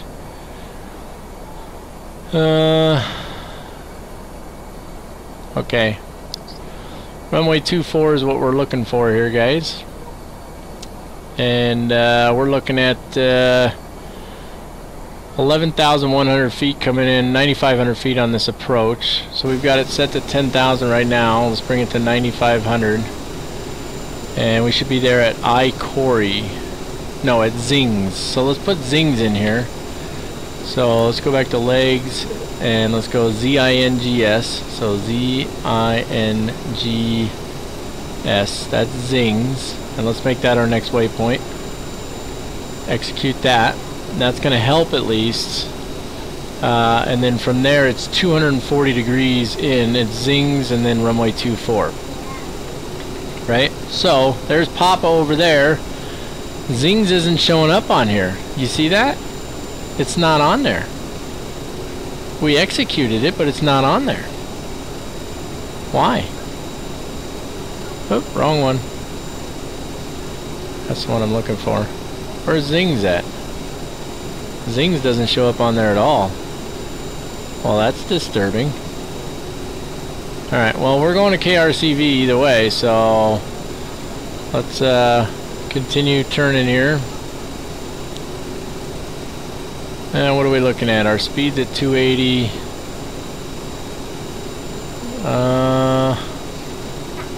I'm going to bring the speed down to 240. And I'm going to go ahead and reduce thrust a little bit more. Well, quite a bit more actually. We need to descend quicker. We're low on fuel. We're down to 1,500 pounds. Wow, isn't this a good, fun turn of events? Oh, stay on the glide slope. Captain fell out of the plane. I play a pilot on TV. Yeah, no kidding, right? Oh, goodness gracious. Okay. Yeah, I know what I'm doing. I play a pilot on TV, you guys. Come on now. Alright. So KRCV's where we're going here, guys. I don't know why our heading... there it is. I don't know why that disappeared on us. I want that to stay up there for now. So we're not that far out from it. 20 nautical miles out. Right? So we should actually be able to see it. It should be in the valley over here. How do we turn on the terrain? The radar terrain. There we go. We're going to probably need that. Maybe. Isn't that how you turn it on? Alright. Let me pop up my manual here. Okay, so pressing the radar terrain button once.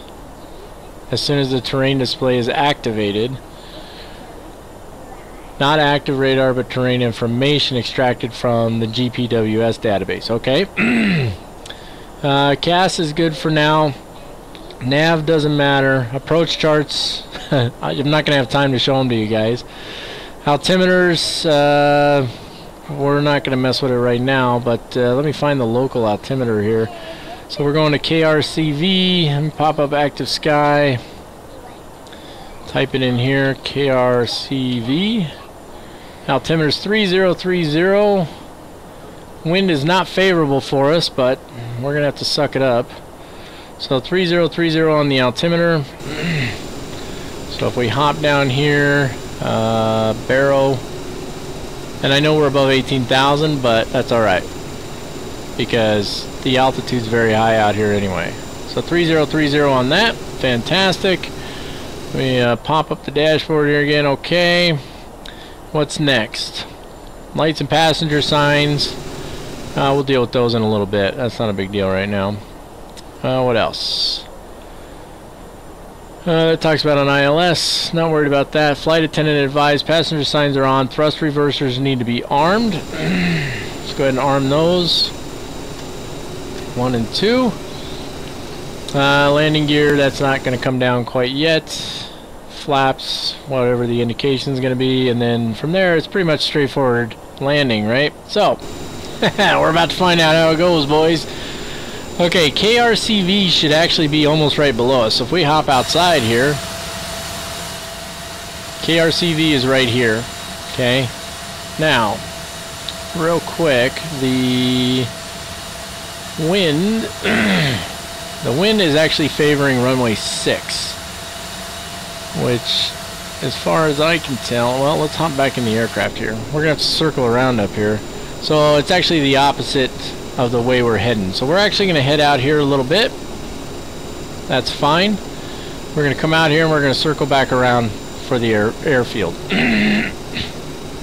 So that should actually work out pretty well for us. We're going to take runway 6. We got 6,000 feet of runway to work with. And let's see, that's for, yeah, there's no approach for this runway. There's no assigned approach, so it is what it is. Pirate rejected. This one's not even on there. I'm not flying this one on ACARS, so, oh yeah, angle the radar down. Good call, Shivum. Okay, so right here, let's go TCAS and put this to below. It was already, it's on auto. It's going above and below, so we're going to leave it as is. All right, and we're going to have to hand fly the whole thing. It says on the ND if it's on weather or radar mode. It's not showing either on here, actually. Let's push it again. It's not showing weather or radar mode on here. Not doing anything. Oh, there's terrain. There we go. Terrain mode. That's what I want. Okay. Let's see. Our speed's good at 240, but what's our landing placard speed? Oh, there's the yoke. Hey, that's why somebody said click on the landing placard, the flat placard. Okay. Sorry. Flat placard speeds here. 230 takes us all the way to flaps 20. So 230, I gotta write these down or I'll forget. And then 185 and then 170. And I don't think there's like an approach mode in here, right? Is there a, let's go, there is no like init reference or anything like that, right? It didn't say anything in the fuel management, flight log, VNAV setup. Yeah, we already did all of that. Okay. So there's nothing we put in here, so I don't know what our approach speeds are going to be, and I don't think Dave is going to be able to help us out here. Landing 141, VFTO 187, VREF 134. So 139 is what we want to set our speed at. So let's bring this down to 139. We'll start slowing down now. We're going to need it because we're going to start making a steep turn here. 139, and then the altitude I think is good where it's at, but we're actually going to switch to vertical speed, and we're going to descend at 2500 for the moment, 24, 25, and let's swing it around. I don't know why you want to try and go to the left there. We need to go to the right.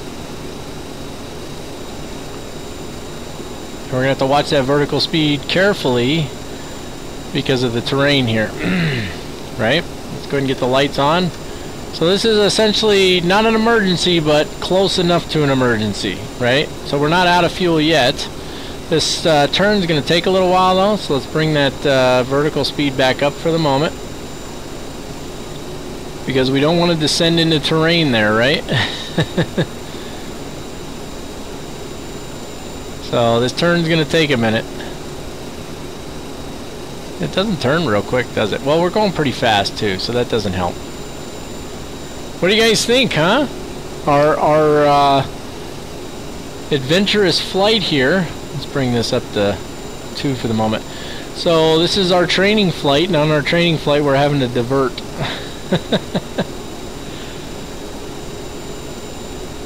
Yeah, I'm not going to mess with that right now. I've got good visibility. I have, because of this mountain here, as you can see, we're pretty close to it, so I had to go ahead and hold on a sec. 230s. We can go to flaps 20. I'm going to go to flaps 8 for now, and then I'm going to bring in a little more thrust here. So I forget what I was saying. Let's Keep her swinging around here. Oh, because of the terrain here, it's this is a long turn, right? So we had to reduce our rate of descent, which is we're slowing down quite a bit. There's some thrust coming in there. Terrain. Yeah, I know. Alright, a little bit more here. Alright, track higher coming on, guys. Big jump. There it is. Alright, airfield should be almost dead ahead of us up there. I can't really see it right now. Let's bring her around just a little bit more here. And let's go ahead and start descending again. Let's go ahead and get those flaps to flaps 20. Get that gear down. That's going to help keep us slowed down. And I'm just kind of looking for the airfield here. I'm going to go ahead and turn autopilot off at this point. So let's disconnect the autopilot. Alright. Alright, so we're hand flying it at this point. The gear is down. Speed's coming up a bit. We need to actually bring the speed down. And let's zoom this guy in just a little bit here. There we go. So it should be right off the nose there. I don't see it right now, but is this it right here? Hard to say. We're gonna probably have to make a last second turn there, huh? What's our speed at? Our speed's a little high and still climbing. Let's bring that speed down. We want that speed to come down to 139. Oh, now she wants to nose over. About time. Let's get in that next setting of flaps while we can. 185 is where it comes in at, so, and then our next one's at 170. And I'm still trying to figure out if that's our airfield or not. I don't think it is. No, it's off to the left just a bit now. Here's our airfield right here. Okay. Alright. We're looking pretty good. We're a little high for this one though. Pan, pan, pan, pan. That's right. Yeah, you can leave it on. Alright, that's got to be our airfield there, right guys? I hope that's our airfield there. Let's hop outside for a sec. Yeah, that's the airfield. I know, not realistic. Bear with me. Okay, speed's starting to look pretty good here. Let's start bringing in just a little bit of thrust. We're still way too high though. Way too high. How we doing on fuel here? 1,200 pounds. We're alright. We'll make it. Alright, pull those throttles back. And we're below 170, so we'll go to full flaps here. Spoilers should be automatically armed, right? Yeah, they're on auto. Alright, we're still too high. I'm letting her descend here. Speed's looking good. Alright. You never know what you're going to get on a Captain Mac flight, right? Good times. Alright. So coming in over to town. It is a small runway too, guys. Look at how small that thing is. Woo. Sync rate.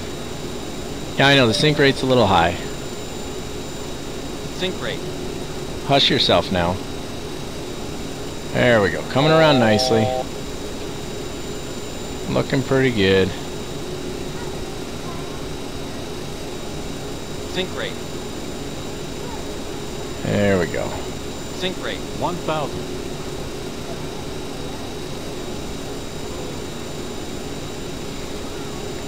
Approaching. Sync rate. 0. Watching that thrust. I know the sync rate's a little high. What are we at? Yeah, we'll be alright. Come in over. Oh! Oh, that's a dirt runway! 400. Oh, we're about to land on a dirt runway, guys. Pull up. Oh! It's the longer runway is their dirt runway. Sync rate. 100. Oh. Come on. Settle. Sync rate. 50. 40. 30. 20. 10. Minus 318. That's not... No reverse? Come on, reverse. 3,000 feet. I'm not getting any reverse. 2,000 feet. feet. I got full brakes remaining. on. We just landed a CRJ on a dirt runway. Oh, we didn't have the fuel to try and circle back for the other runway. Oh, the reverse was working. Oh, man. Oh, I know that runway was not built to handle that aircraft. Thrust reversers were armed, TK, look. See, I got them armed down here. Both of them. They were working, I just thought they weren't. Oh my goodness, you guys. How crazy was that? Who would have expected, not only did we have an emergency, but then we had to land on the on a dirt runway. And when I'm looking at the chart, let me turn track IR off. When I'm looking at the chart here, so we're on 22.2 or whatever here. So let me look at this again. Airport information chart. Yeah, that's kind of crazy.